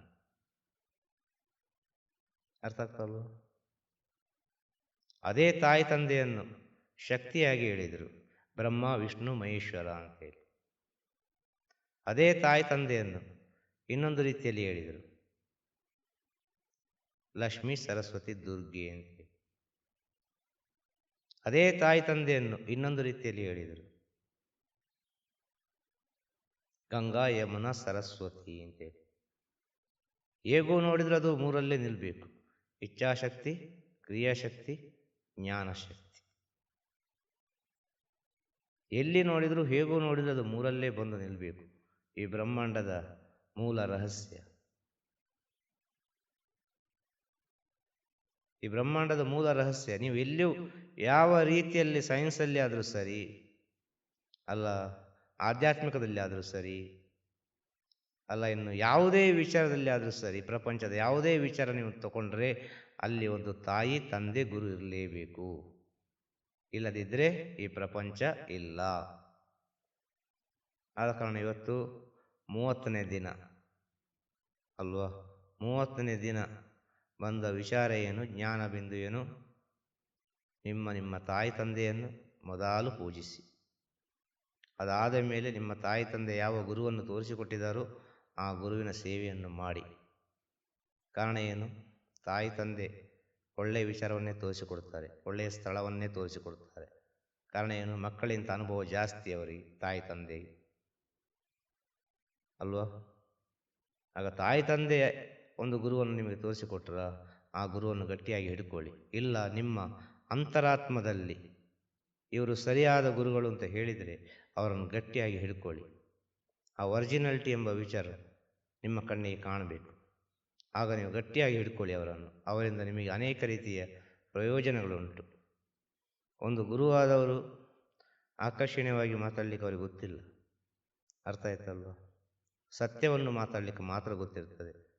ಪೆಟ್ಟು ಒಂದು, ತುಂಡು ಎರಡಾಗ್ತದೆ. ಅಷ್ಟು ಸ್ಟ್ರೈಟಾಗಿ ಮಾತಾಡಿಬಿಡ್ತಾರೆ. ಕಾರಣ ಏನು? ಅವರಿಗೆ ಭಕ್ತರುಗಳು ಬರಬೇಕು ಅಂತೇನಿಲ್ಲ. ಭಕ್ತರುಗಳು ಬರಬಾರ್ದು ಅಂತ ಹೇಳಿದ ಸ್ಥಳದಲ್ಲಿ ಇಷ್ಟು ಭಕ್ತರುಗಳು ಸೇರಿದ್ದೀರಿ ಅಂತ ಹೇಳಿದರೆ ಇದು ಆ ಭಗವಂತನ ಲೀಲೆ, ಗುರುದೇವರ ಕೃಪಾಶೀರ್ವಾದ. ಇಷ್ಟು ಹೇಳ್ಬೋದು. ನಿಮ್ಮ ಒಳಗಿರುವ ಜ್ಞಾನವನ್ನು ಎಲ್ಲರಿಗೆ ಹಂಚಿ. ನಿಮ್ಮಿಂದ 10 ಮನೆ ಒಳ್ಳೆಯದಾಗಲಿ. ನಿಮ್ಮಿಂದ 10 ಮನೆ ಒಳ್ಳೆಯದಾಗಲಿ, ಅಷ್ಟೇ ಹೇಳೋದು ನಾನು. ಹಾಗೆ ಒಬ್ಬೊಬ್ಬರಿಂದ 10 ಮನೆ ಒಳ್ಳೆದಾಗ್ತಾ ಹೋಗುವಾಗ ಒಂದು ಊರೇ ಒಳ್ಳೆಯದಾಗ್ತದೆ. ಒಂದು ಊರು ಒಳ್ಳೆಯದಾದರೆ ಆ ರಾಜ್ಯವೇ ಒಳ್ಳೆಯದಾಗ್ತದೆ.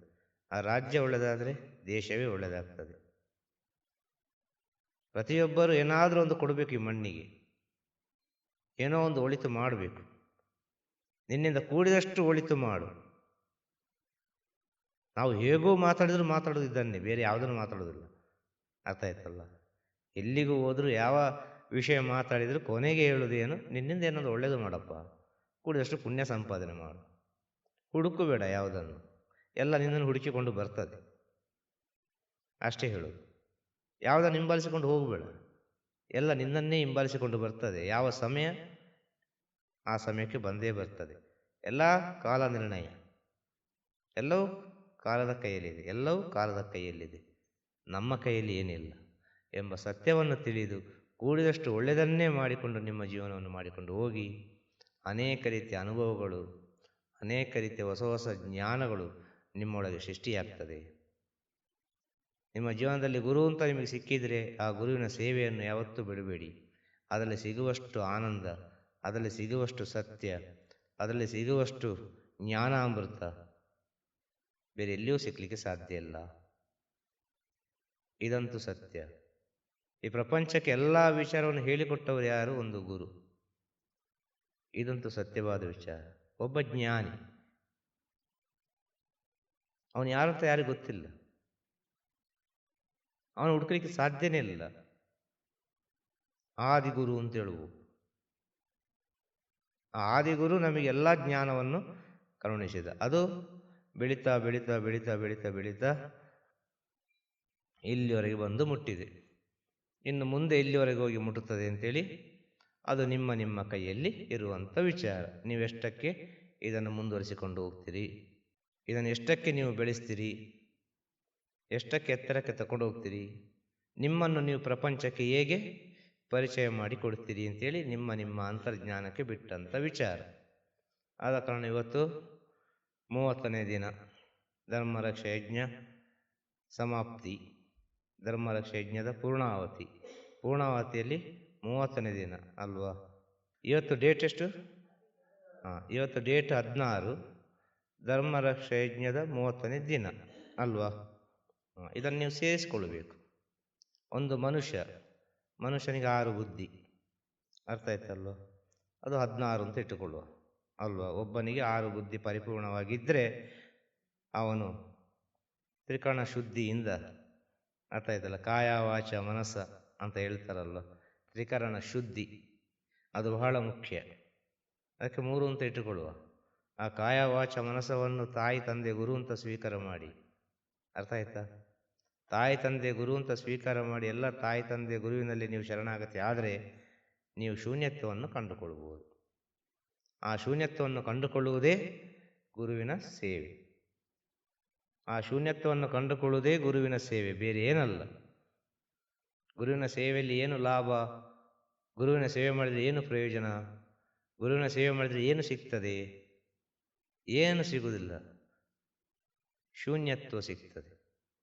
ಆ ಶೂನ್ಯತ್ವ ಎಂಬುದು ಯಾವಾಗ ನೀವು ಪರಿಪೂರ್ಣರಾಗ್ತಿರೋ ಅವತ್ತು ನಿಮ್ಮನ್ನು ಈ ಪ್ರಪಂಚ ಒಪ್ಪಿಕೊಳ್ಳುತ್ತದೆ. ಅವತ್ತು ನಿಮ್ಮನ್ನು ಪ್ರಪಂಚ ಒಪ್ಪಿಕೊಳ್ಳುತ್ತದೆ. ಈ ಪ್ರಪಂಚದಲ್ಲಿರುವ ಅನೇಕ ಶಕ್ತಿಗಳು ಒಪ್ಪಿಕೊಳ್ಳುತ್ತದೆ. ಈ ಪ್ರಪಂಚದಲ್ಲಿರುವ ಅನೇಕ ಗುರುಗಳು ಒಪ್ಪಿಕೊಳ್ಳುತ್ತಾರೆ. ಈ ಪ್ರಪಂಚದಲ್ಲಿರುವ ಅನೇಕ ಮಹಾಜ್ಞಾನಿಗಳು ನಿಮ್ಮನ್ನೆಲ್ಲ ಸ್ವೀಕಾರ ಮಾಡ್ತಾರೆ. ಯಾವಾಗ? ಶೂನ್ಯತ್ವ. ಆ ಶೂನ್ಯತ್ವದಲ್ಲಿ, ಆ ಶೂನ್ಯತ್ವ ಎಂಬುದು ಸಿಗಬೇಕು ಅಂತೇಳಿ ಸಾಧನೆ ಮಾಡೋದು, ಬೇರೆ ಏನೂ ಅಲ್ಲ. ಸಾಧನೆ ಮಾಡೋದು ಯಾಕೆ? ಶೂನ್ಯತ್ವಕ್ಕೆ ಬೇಕಾಗಿ. ಇದನ್ನೆಲ್ಲರೂ ಸ್ವಲ್ಪ ಅರ್ಥ ಮಾಡಿಕೊಳ್ಬೇಕು. ಶೂನ್ಯದಿಂದ ಬಂದದ್ದು, ಶೂನ್ಯದಿಂದ ಬರುವಾಗ ತಾಯಿ ಬೇಕು, ತಂದೆ ಬೇಕು. ಶೂನ್ಯದಿಂದ ಹೊರಗೆ ಬರುವಾಗ, ಅರ್ಥ ಆಯ್ತಲ್ವ, ಪುನಃ ಶೂನ್ಯಕ್ಕೆ ಹೋಗಿ ಮುಟ್ಟಬೇಕಾದ್ರೆ ಅಲ್ಲಿ ಗುರು ಬೇಕು. ಅದು ತಾಯಿ ತಂದೆಯಿಂದ ಆಗುವುದಿಲ್ಲ. ಶೂನ್ಯಕ್ಕೆ ಕಳಿಸ್ಲಿಕ್ಕೆ, ಶೂನ್ಯವನ್ನು ತೋರಿಸ್ಲಿಕ್ಕೆ ಅಲ್ಲಿ ಗುರು ಬೇಕೇ ಬೇಕು. ಹಾಗೆ 16ನೇ ದಿನ ಅಲ್ವಾ, ಇವತ್ತಿನ ಡೇಟ್, ಇವತ್ತಿನ ತಾರೀಕು 16, ಧರ್ಮರಕ್ಷ ಯಜ್ಞ 30ನೇ ದಿನ, ಪೂರ್ಣಾವತಿ ಇವತ್ತು. ಇದರಲ್ಲಿ ಸಿಕ್ಕಿದ ಜ್ಞಾನ ಬಿಂದು 16, 6 1 7 ಅಲ್ವಾ. 6 1 7 ಅಂತ ಹೇಳಿದರೆ ಎಂಥದ್ದು? 7 ವಾರ. 7 ವಾರದಿಂದ ಅದೆಷ್ಟೋ ವಾರ, ಅದೆಷ್ಟೋ ವರ್ಷ ಅಲ್ವಾ. 7 ವಾರದಿಂದಾನೆ ಪ್ರಾರಂಭವಾಗುವುದು, ಸತ್ಯ ಅಲ್ವಾ. 7 ವಾರದಿಂದ ಪ್ರಾರಂಭವಾಗ್ತದೆ, ಅದು ತಿಂಗಳಾಗ್ತದೆ, ತಿಂಗಳಾಗಿ ವರ್ಷ ಆಗ್ತದೆ, ವರ್ಷ ಹಾಗೆ ಹಾಗೆ ಹಾಗೆ ಅದೆಲ್ಲಿ ಹೋಗಿ ಮುಟ್ತದೆ ಅಲ್ವಾ. ಒಬ್ಬೊಬ್ಬರು ಹುಟ್ಟಿದ ವಾರ ಕೇಳಿದರೆ ಗುರುವಾರ, ಶುಕ್ರವಾರ, ಶನಿವಾರ, ಮಂಗಳವಾರ ಯಾವುದೋ ಒಂದು ರೀತಿಯಲ್ಲಿ ಇರ್ತದೆ ಅಲ್ವಾ. ಅಲ್ಲಿಂದ ಪ್ರಾರಂಭವಾಗ್ತದೆ ಅವರ ಸ್ಥಿತಿ. ಒಂದು ವಾರ ಹೋಗ್ತಾ ಹೋಗ್ತಾ ಹೋಗ್ತಾ ಅವರಿಗೆ ಹೆಚ್ಚಾಗ್ತಾ ಹೋಗ್ತದೆ ವಯಸ್ಸು ಅಲ್ವಾ. ವಯಸ್ಸಾಗ್ತಾ ಆಗ್ತಾ ಆಗ್ತಾ ಆಗ್ತಾ ಆಯುಷ್ಯ ಮುಗಿಯುವಾಗ ಆ ದೇಹವನ್ನು ಬಿಡಬೇಕಾಗ್ತದೆ ಅಲ್ವಾ. ಆಗ ಒಂದು ಮನುಷ್ಯನಿಗೆ ಬೇಕಾದ್ದೇನು? 6 ಬುದ್ಧಿ. ಮನುಷ್ಯನಲ್ಲಿರುವ ಬುದ್ಧಿ 6. ಆದರೆ 6 ಬುದ್ಧಿ ಯಾರಿಗೂ ಕೆಲಸ ಮಾಡೋದಿಲ್ಲ. ಕೆಲಸ ಮಾಡಿದರೆ ಅದು ಮತ್ತೆ ಮುಗೀತದೆ. ಅನಂತ ಕೋಟಿ ಬ್ರಹ್ಮಾಂಡ ನಾಯಕ ಆಯಿತು 6 ಬುದ್ಧಿ ಪರಿಪೂರ್ಣವಾಗಿ ಕೆಲಸ ಆದರೆ, ಅರ್ಥ ಆಯ್ತಲ್ವ. ಪ್ರಕೃತಿ ಎಲ್ಲ ಒಂದಾಯ್ತು ಅವನು, ಅಂಥ ಸ್ಥಿತಿ. ಆ ಸ್ಥಿತಿಗೆ ಬರಬೇಕು. ಆ ಸ್ಥಿತಿಗೆ ಬರಲಿಕ್ಕೆ ಬೇಕಾಗಿ ಗುರುವಿನ ಸೇವೆ. ಆ ಗುರುವಿನ ಸೇವೆಯಲ್ಲಿ ಒಂದೇ ಜನ್ಮದಲ್ಲಿ ಶೂನ್ಯತ್ವವನ್ನು ಕಂಡುಕೊಳ್ಳಿಕ್ಕೆ ಆಗುವುದಿಲ್ಲ. ಇವತ್ತು ನೀವಿಲ್ಲಿ ಸೇರಿದ್ದೀರಿ ಅಂತ ಹೇಳಿದರೆ ಅನೇಕ ಜನ್ಮವನ್ನು ದಾಟಿ ದಾಟಿ ದಾಟಿ ಇಲ್ಲಿ ಸೇರಿದ್ದೀರಿ. ಇನ್ನು ಮುಂದೆ ಕೂಡ ಪ್ರಯಾಣ ಮಾಡ್ತೀರಿ. ಆ ಮುಂದೆ ಪ್ರಯಾಣ ಮಾಡುವಾಗ ಈ ಜ್ಞಾನವನ್ನು ಸೇರಿಸಿ ಪ್ರಯಾಣ ಮಾಡ್ತೀರಿ. ಈ ಜ್ಞಾನದ ಜೊತೆಗೇ ಪ್ರಯಾಣ ಮಾಡ್ತೀರಿ. ಈ ಜ್ಞಾನ ಎಲ್ಲ ಹೋಗಿ ರಿಜಿಸ್ಟರ್ ಆಗುವುದೆಲ್ಲಿ? ನಿಮ್ಮ ಜೀವಾತ್ಮದಲ್ಲಿ, ಬೇರೆ ಎಲ್ಲಿಯೂ ಅಲ್ಲ. ನಿಮ್ಮ ಜೀವಾತ್ಮದಲ್ಲಿ ಜ್ಞಾನ ಪರಿಪೂರ್ಣವಾಗಿ ನಿಂತಿರುವಾಗ ಈ ದೇಹ ಬಿಟ್ಟು ಇನ್ನೊಂದು ದೇಹಕ್ಕೆ ಬೇಗ ಹೋಗ್ಬೋದು, ವಿತಿನ್ ಸೆಕೆಂಡಲ್ಲಿ ಹೋಗ್ಬೋದು. ಇದೆಲ್ಲ ಕಣ್ಣಿಗೆ ಕಾಣದ ವಿಚಾರ. ಇದನ್ನೆಲ್ಲ ತಿಳ್ಕೊಳ್ಬೇಕು ಅಂದರೆ ಒಬ್ಬ ವಿಜ್ಞಾನಿ ಬರಬೇಕು, ದೊಡ್ಡ ಸೈಂಟಿಸ್ಟ್, ಇಲ್ಲ ಒಬ್ಬ ಒಳ್ಳೆ ಆಧ್ಯಾತ್ಮಿಕದ ಒಳ್ಳೆ ಜ್ಞಾನದ ಸ್ಥಿತಿಯನ್ನು ತಿಳಿದವರು ಬರಬೇಕು. ಅರ್ಥ ಆಯ್ತಲ್ಲ. ಎಲ್ಲ ಒಂದು ನಂಬಿಕೆ. ಅಲ್ವಾ? ನಂಬಿಕೆಯಿಂದ ಜೀವನವನ್ನು ಮಾಡಿ, ಪವಿತ್ರ ಭಾವನೆಯಿಂದ ಜೀವನವನ್ನು ಮಾಡಿ, ಎಲ್ಲರಿಗೂ ಒಳಿತನ್ನು ಮಾಡಿ, ಯಾರಿಗೂ ಕೆಡುಕು ಬಯಸಬೇಡಿ.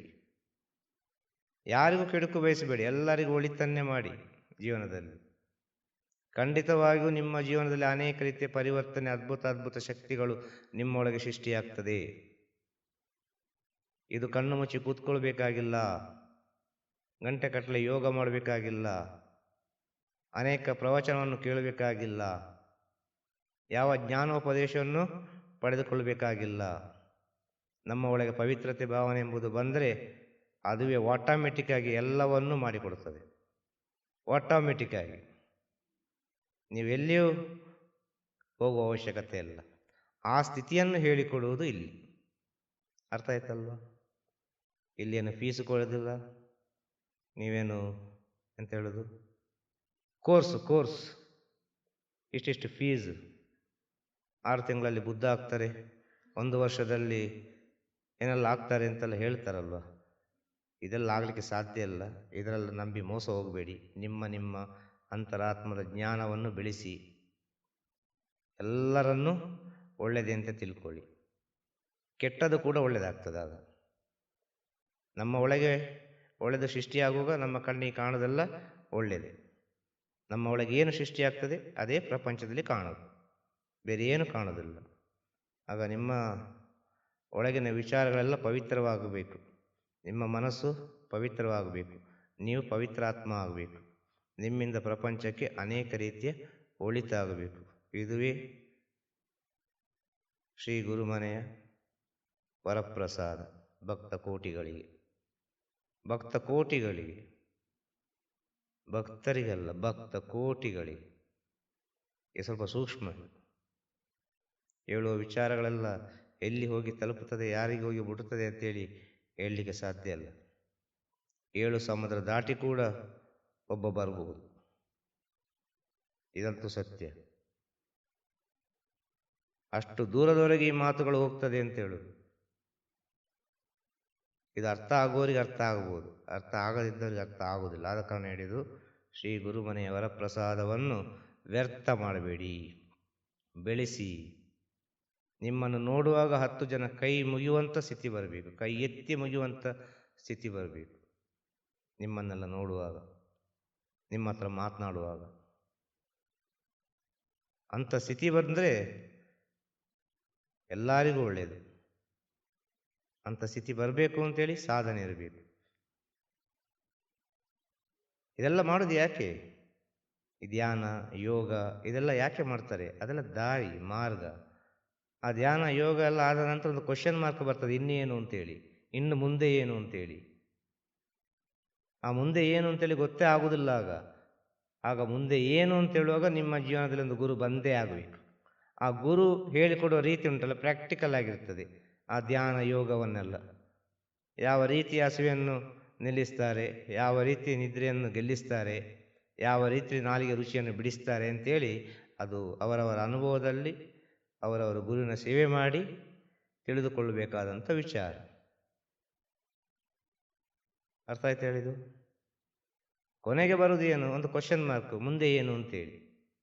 ಈ ಧ್ಯಾನ ಯೋಗ ಅಲ್ಲ ಅಂದರೆ ಏನು? ಮಾರ್ಗ, ಆ ಭಗವಂತನಲ್ಲಿ ಹೋಗಿ ಸೇರೋ ಮಾರ್ಗ. ಆ ಮಾರ್ಗಕ್ಕೆ ಹೋಗ್ತಾ ಹೋಗ್ತಾ ಮತ್ತೆ ಮಾರ್ಗವೇ ಸಿಗುವುದಿಲ್ಲ, ಇಲ್ಲಿ ಹೋಗುವುದು ಗೊತ್ತಾಗುವುದಿಲ್ಲ. ಕನ್ಫ್ಯೂಷನ್, ಗೊಂದಲ. ಆಗ ಒಂದು ಪ್ರಶ್ನಾರ್ಥಕ ಚಿಹ್ನೆ ಬಂದೇ ಬರ್ತದೆ ಎಲ್ಲರಿಗೂ. ಇದು ಬಹಳ ಸೂಕ್ಷ್ಮ. ರಮಣ ಮಹರ್ಷಿ ಹತ್ರ ಒಬ್ಬ ಬಂದು ಕೇಳ್ತಾನೆ, ಹೊರಗಿನ ದೇಶದವನು, ನನಗೆಲ್ಲ ಗೊತ್ತುಂಟು, ಧ್ಯಾನ ಗೊತ್ತುಂಟು, ಯೋಗ ಗೊತ್ತುಂಟು, ಎಲ್ಲ ಗೊತ್ತುಂಟು, ನಾನು ಎಲ್ಲ ವಿಚಾರವನ್ನು ತಿಳಿದಿದ್ದೇನೆ ಅಂತೇಳಿ. ಎಲ್ಲ ವಿಚಾರವನ್ನು ತಿಳಿದ ನಂತರ ಇಲ್ಲಿ ಯಾಕೆ ಬಂದಿದ್ದಿ ಅಂತ ಕೇಳ್ತಾರೆ. ಎಲ್ಲ ವಿಚಾರವನ್ನು ತಿಳಿದ ಮೇಲೆ ಇಲ್ಲಿ ಯಾಕೆ ಬಂದಿದ್ದೀರಿ? ಅಲ್ಲ, ಒಂದು ಆ ಭಗವಂತನ ವಿಚಾರ, ಭಗವಂತ ಅಂದರೆ ಯಾರು, ಅದರ ಬಗ್ಗೆ ನನಗೆ ಮಾಹಿತಿ ಬೇಕಿತ್ತು. ಬಾಕಿಯೆಲ್ಲ ನನಗೆ ಗೊತ್ತುಂಟು, ಆದರೆ ದೇವರಂದ್ರೆ ಅಂತ ಗೊತ್ತಿಲ್ಲ ಅಂತೇಳಿ. ಆಗ ಅವರು ಹೇಳ್ತಾರೆ, ರಮಣ ಮಹರ್ಷಿ, ಎಲ್ಲ ಗೊತ್ತುಂಟಲ್ಲ, ನೀನೇ ಹುಡುಕು. ಎಲ್ಲಿ ಹುಡುಕಬೇಕು ನಾನು? ನಿನ್ನ ಒಳಗೆ ಹುಡುಕು. ನನ್ನ ಹತ್ರ ಕೇಳುವುದಲ್ಲ ದೇವರು ಎಲ್ಲಿದ್ದಾರೆ ಅಂತೇಳಿ. ನಿನಗೆ ಬೇಕಾ? ನೀನು ಹುಡುಕು, ನಿನ್ನ ಒಳಗೆ ಇದ್ದಾರೆ ಹುಡುಕು ಅಂತ ಹೇಳ್ತಾರೆ. ಆ ಒಂದು ಮಾತಿಂದ ರಮಣ ಮಹರ್ಷಿ ಪ್ರಪಂಚದಾದ್ಯಂತ ಪರಿಚಯ ಆದರು. ಅವರು ಹೇಳಿದ್ದು ಸಿಂಪಲ್ ಮಾತು ಅಲ್ವಾ, ಸಿಂಪಲ್ ಆದೊಂದು ವಿಚಾರ, ಆದರೆ ಸ್ವೀಕರಿಸಿದ ವ್ಯಕ್ತಿ ಇದ್ದಾನಲ್ವ, ಅವ ಅಷ್ಟು ಪವಿತ್ರ ಭಾವನೆಯಿಂದ ಸ್ವೀಕರಿಸಿದ. ಹೌದಲ್ಲ, ಸತ್ಯ ಅಲ್ವಾ? ದೇವರನ್ನು ಬೇಕು ಅಂತೇಳಿ ನಾನು ಇವ್ರ ಹತ್ರ ಹೋದರೆ ಇವರು ನನಗೆ ದೇವರನ್ನು ತೋರಿಸಿಕೊಡ್ತಾರೆ ಅಂತ ಹೇಳಿದರೆ, ಇವರು ಅದರಿಂದ ಪರಮ ಸತ್ಯವನ್ನು ಹೇಳಿದರು. ನಿನ್ನ ಒಳಗೆ ಉಂಟಪ್ಪ ದೇವರು, ನನ್ನ ಒಳಗೆಲ್ಲ, ನಿನ್ನ ಒಳಗೆ ಉಂಟು, ಹುಡುಕುವ ದೇವರನ್ನು ಅಂತೇಳಿ. ಅವತ್ತಿನಿಂದ ಅವನು ಆ ಹೊರಗಿನ ದೇಶವನ್ನು ಬಿಟ್ಟೇ ಬಿಟ್ಟವ. ಅವರ ದೇಶವನ್ನು ಮರೆತು ರಮಣ ಮಹರ್ಷಿಗೆ ಸೇವೆ ಮಾಡ್ತಾ ಮಾಡ್ತಾ ಮಾಡ್ತಾ ರಮಣ ಮಹರ್ಷಿ ಜ್ಞಾನವನ್ನು ಒಂದಲ್ಲ ರೀತಿಯಲ್ಲಿ ಪ್ರಪಂಚಕ್ಕೆ ಹೇಳ್ತಾ ಬಂದವ. ಇವತ್ತು ತಿರುವಣ್ಣಾಮಲೆಯಲ್ಲಿ ಇಷ್ಟೆಲ್ಲ ಹೊರಗಿನ ದೇಶದವರು ಬಂದು ಏನೊಂದು ಸೇವೆ ಮಾಡ್ತಾರೆ ಅಂತ ಹೇಳಿದರೆ ಕಾರಣ, ಮೊದಲು ಹೊರಗಿನ ದೇಶದಿಂದ ಬಂದಲ್ಲ ಆ ವ್ಯಕ್ತಿ ರಮಣ ಮಹರ್ಷಿ ಹತ್ರ ದೇವರು ಎಲ್ಲಿ ಅಂತ ಕೇಳಿಕೊಂಡು ಬಂದಲ್ವಾ, ಅವನಿಂದ ಅವನ ಪ್ರಪಂಚದಾದ್ಯಂತ ತಿಳಿಸಿದ ಸತ್ಯ ವಿಚಾರ ಇಷ್ಟೇ ಅಪ್ಪ ಅಂತೇಳಿ. ಅರ್ಥ ಆಗ್ತಾ ಇರೋದು? ಅವರೆಲ್ಲ ಮಾತಾಡಲಿಲ್ಲ, ಮೌನವಾಗಿದ್ದರು. ರಮಣ ಮಹರ್ಷಿ, ಶೇಷಾದ್ರಿ ಮಹರ್ಷಿ, ತಿರುವಣ್ಣಾಮಲೆಯಲ್ಲಿರುವ ಮಹಾಜ್ಞಾನಿಗಳೆಲ್ಲ. ತಿರುವಣ್ಣಾಮಲೆ ಅಂದರೆ ಸಿದ್ಧ ಭೂಮಿ, ಸಿದ್ಧರ ಮನೆ, ಏನು ಬೇಕಾದರೆ ಹೇಳ್ಬೋದು. ಈಗ ತಿರುವಣ್ಣಾಮಲೆ ಯಾಕೆ ಬಂತು, ರಮಣ ಮಹರ್ಷಿ ಯಾಕೆ ಬಂದರು ಅಂತ ಹೇಳಿದರೆ, ನಿಮ್ಮ ಒಳಗೆ ಹುಡುಕಿ ಅಂತ ಹೇಳಲಿಕ್ಕೆ ಬಂದರು. ಎಲ್ಲ ವಿಚಾರ ನಿಮ್ಮ ಒಳಗೆ ಉಂಟು, ಅದನ್ನು ನೀವು ಹುಡುಕಿ, ಬೇರೆ ಎಲ್ಲಿ ಹುಡುಕಬೇಡಿ. ನಿಮ್ಮ ಒಳಗಿನ ವಿಚಾರ ನಿಮಗೆ ಸಿಕ್ಕಿತಾ, ಈ ಬ್ರಹ್ಮಾಂಡವೇ ಸಿಕ್ಕಿದ ಹಾಗೆ. ಅದಕ್ಕೆ ಆಸೆ ಪಡಬೇಡಿ, ಎಕ್ಸ್ಪೆಕ್ಟೇಷನಲ್ಲಿ ಮಾಡಬೇಡಿ, ಆಸೆ ಪಟ್ಟು ಮಾಡಬೇಡಿ, ಆಸೆಯನ್ನು ಬಿಟ್ಟು ಮಾಡಿ. ನಿಸ್ವಾರ್ಥ ಸೇವೆಯಲ್ಲಿ ಮಾಡಿ, ನಿಸ್ವಾರ್ಥ ಭಾವನೆಯಲ್ಲಿ ಭಗವಂತನ ಹತ್ರ ಹೋಗಿ ಸೇರಿ. ನಿಸ್ವಾರ್ಥ ಭಾವನೆಯಲ್ಲಿ ಭಗವಂತನ ಹತ್ರ ಹೋಗಿ ಸೇರಿ ಅಂದರೆ ಮರಣ ಪಡುವುದಲ್ಲ. ನಿಮ್ಮ ಒಳಗಿನ ಜ್ಞಾನ ಯಾವುದೋ ಒಂದು ರೀತಿಯಲ್ಲಿ ಭಗವಂತನ ಹತ್ರ ಕನೆಕ್ಟ್ ಆಗುವಾಗ, ಈ ಪ್ರಕೃತಿ ಹತ್ರ ಕನೆಕ್ಟ್ ಆಗುವಾಗ, ಏನೋ ಒಂದು ವಿಚಾರಗಳು ನಮಗೆ ಬೇಕು ಅಂತ ಹೇಳುವಾಗ ಭಗವಂತನ ಹತ್ರ ಅಲ್ಲ ಗುರುಗಳ ಹತ್ರ ಏನೋ ಒಂದು ವಿಚಾರ ಬೇಕು ಅಂತ ಹೇಳುವಾಗ, ಅಂಥ ಸ್ಥಿತಿ ನಿಮ್ಮೊಳಗೆ ಬರುವಾಗ ನಿಸ್ವಾರ್ಥವಾಗಿರಬೇಕು. ಸಿಕ್ಕಿದರೆ ಸಿಕ್ಕಿತ್ತು, ಇಲ್ಲದ್ರೆ ಇಲ್ಲ, ಹೋಗುವ ಅಷ್ಟೇ. ಆಗ ತನ್ನಿಂದ ತಾನಾಗಿ ಸಿಗ್ತದೆ. ನೀವೊಂದು ಎಕ್ಸ್ಪೆಕ್ಟೇಷನ್ ಇಟ್ಟುಕೊಂಡು ಬರುವಾಗ ಖಂಡಿತ ಸಿಗುವುದಿಲ್ಲ. ಅರ್ಥ ಆಯ್ತಲ್ಲ ಹೇಳೋದು? ಆದ ಕಾರಣ ಏನು ಹೇಳ್ತೇನೆ ಅಂತ ಹೇಳಿದರೆ, ನಿಮ್ಮ ಒಳಗಿನ ಜ್ಞಾನವನ್ನು ಹೆಚ್ಚಿಸಿಕೊಳ್ಳಿ. ನಿಮ್ಮ ಮನಸ್ಸನ್ನು ಕೆಡದಂತೆ ಪವಿತ್ರ ಸ್ಥಿತಿಯಲ್ಲಿ ಇಟ್ಟುಕೊಳ್ಳಿಕ್ಕೆ ಪ್ರಯತ್ನ ಪಡಿ. ಮನಸ್ಸು ಸ್ವಲ್ಪ ಕೆಟ್ಟು ಹೋಯಿತು, ಎಲ್ಲವೂ ಕೆಟ್ಟು ಹೋದ ಹಾಗೆ. ಎಲ್ಲ ಇರುವುದು ಮನಸ್ಸಿನಲ್ಲಿ, ಎಲ್ಲ ಮನಸ್ಸಿನ ಆಟ. ಅಹಂಕಾರವನ್ನು ಕೊಡುವುದು ಮನಸ್ಸೇ, ಓಂಕಾರವನ್ನು ಕೊಡುವುದು ಮನಸ್ಸೇ. ನೀವು ಮನಸ್ಸನ್ನು ಓಂಕಾರಕ್ಕೆ ತಗೊಂಡು ಹೋಗ್ತೀರಾ, ಅಹಂಕಾರಕ್ಕೆ ತಗೊಂಡು ಹೋಗ್ತೀರಾ, ಅದು ನಿಮಗೆ ಬಿಟ್ಟಂಥ ವಿಚಾರ. ಮನಸ್ಸನ್ನು ಕಟ್ಟುಪಾಡಲ್ಲಿಟ್ಟುಕೊಳ್ಳಿಕ್ಕೆ ಪ್ರಯತ್ನ ಪಡಿ. ಮುಖ್ಯವಾಗಿ ಹೇಳುವುದು, ಮನಸ್ಸು ಯಾವಾಗ ನಿಮ್ಮ ಕಟ್ಟುಪಾಡಿಗೆ ಬರ್ತದೋ ಆವಾಗ ನೀವು ನೆನೆಸಿದ ಎಲ್ಲ ಕೆಲಸ ಕಾರ್ಯಗಳು ಹಂತವಾಗಿ ನಿಮಗೆ ಒಂದು ಒಳ್ಳೊಳ್ಳೆ ಸ್ಥಿತಿಯನ್ನು ತೋರಿಸಿಕೊಡುತ್ತದೆ. ಅರ್ಥ ಆಯ್ತಲ್ವ? ಒಂದೇ ಮಾತು, ಕೊನೆಯ ಮಾತು, ಮನಸ್ಸಿನಂತೆ ಮಹಾದೇವ. ಇದು ಇವತ್ತಿನ ಧರ್ಮರಕ್ಷ ಯಜ್ಞದ 30ನೇ ದಿನದ ಜ್ಞಾನ ಬಿಂದು. ತಿರುಚಿಟ್ರಂಬಲಂ. ಎಲ್ಲರಿಗೂ ಒಳಿತಾಗಲಿ, ಪ್ರಪಂಚಕ್ಕೆ ಒಳಿತಾಗಲಿ. ನಮಃ ಶಿವಾಯ. ಗುರುವೇ ಶರಣಂ.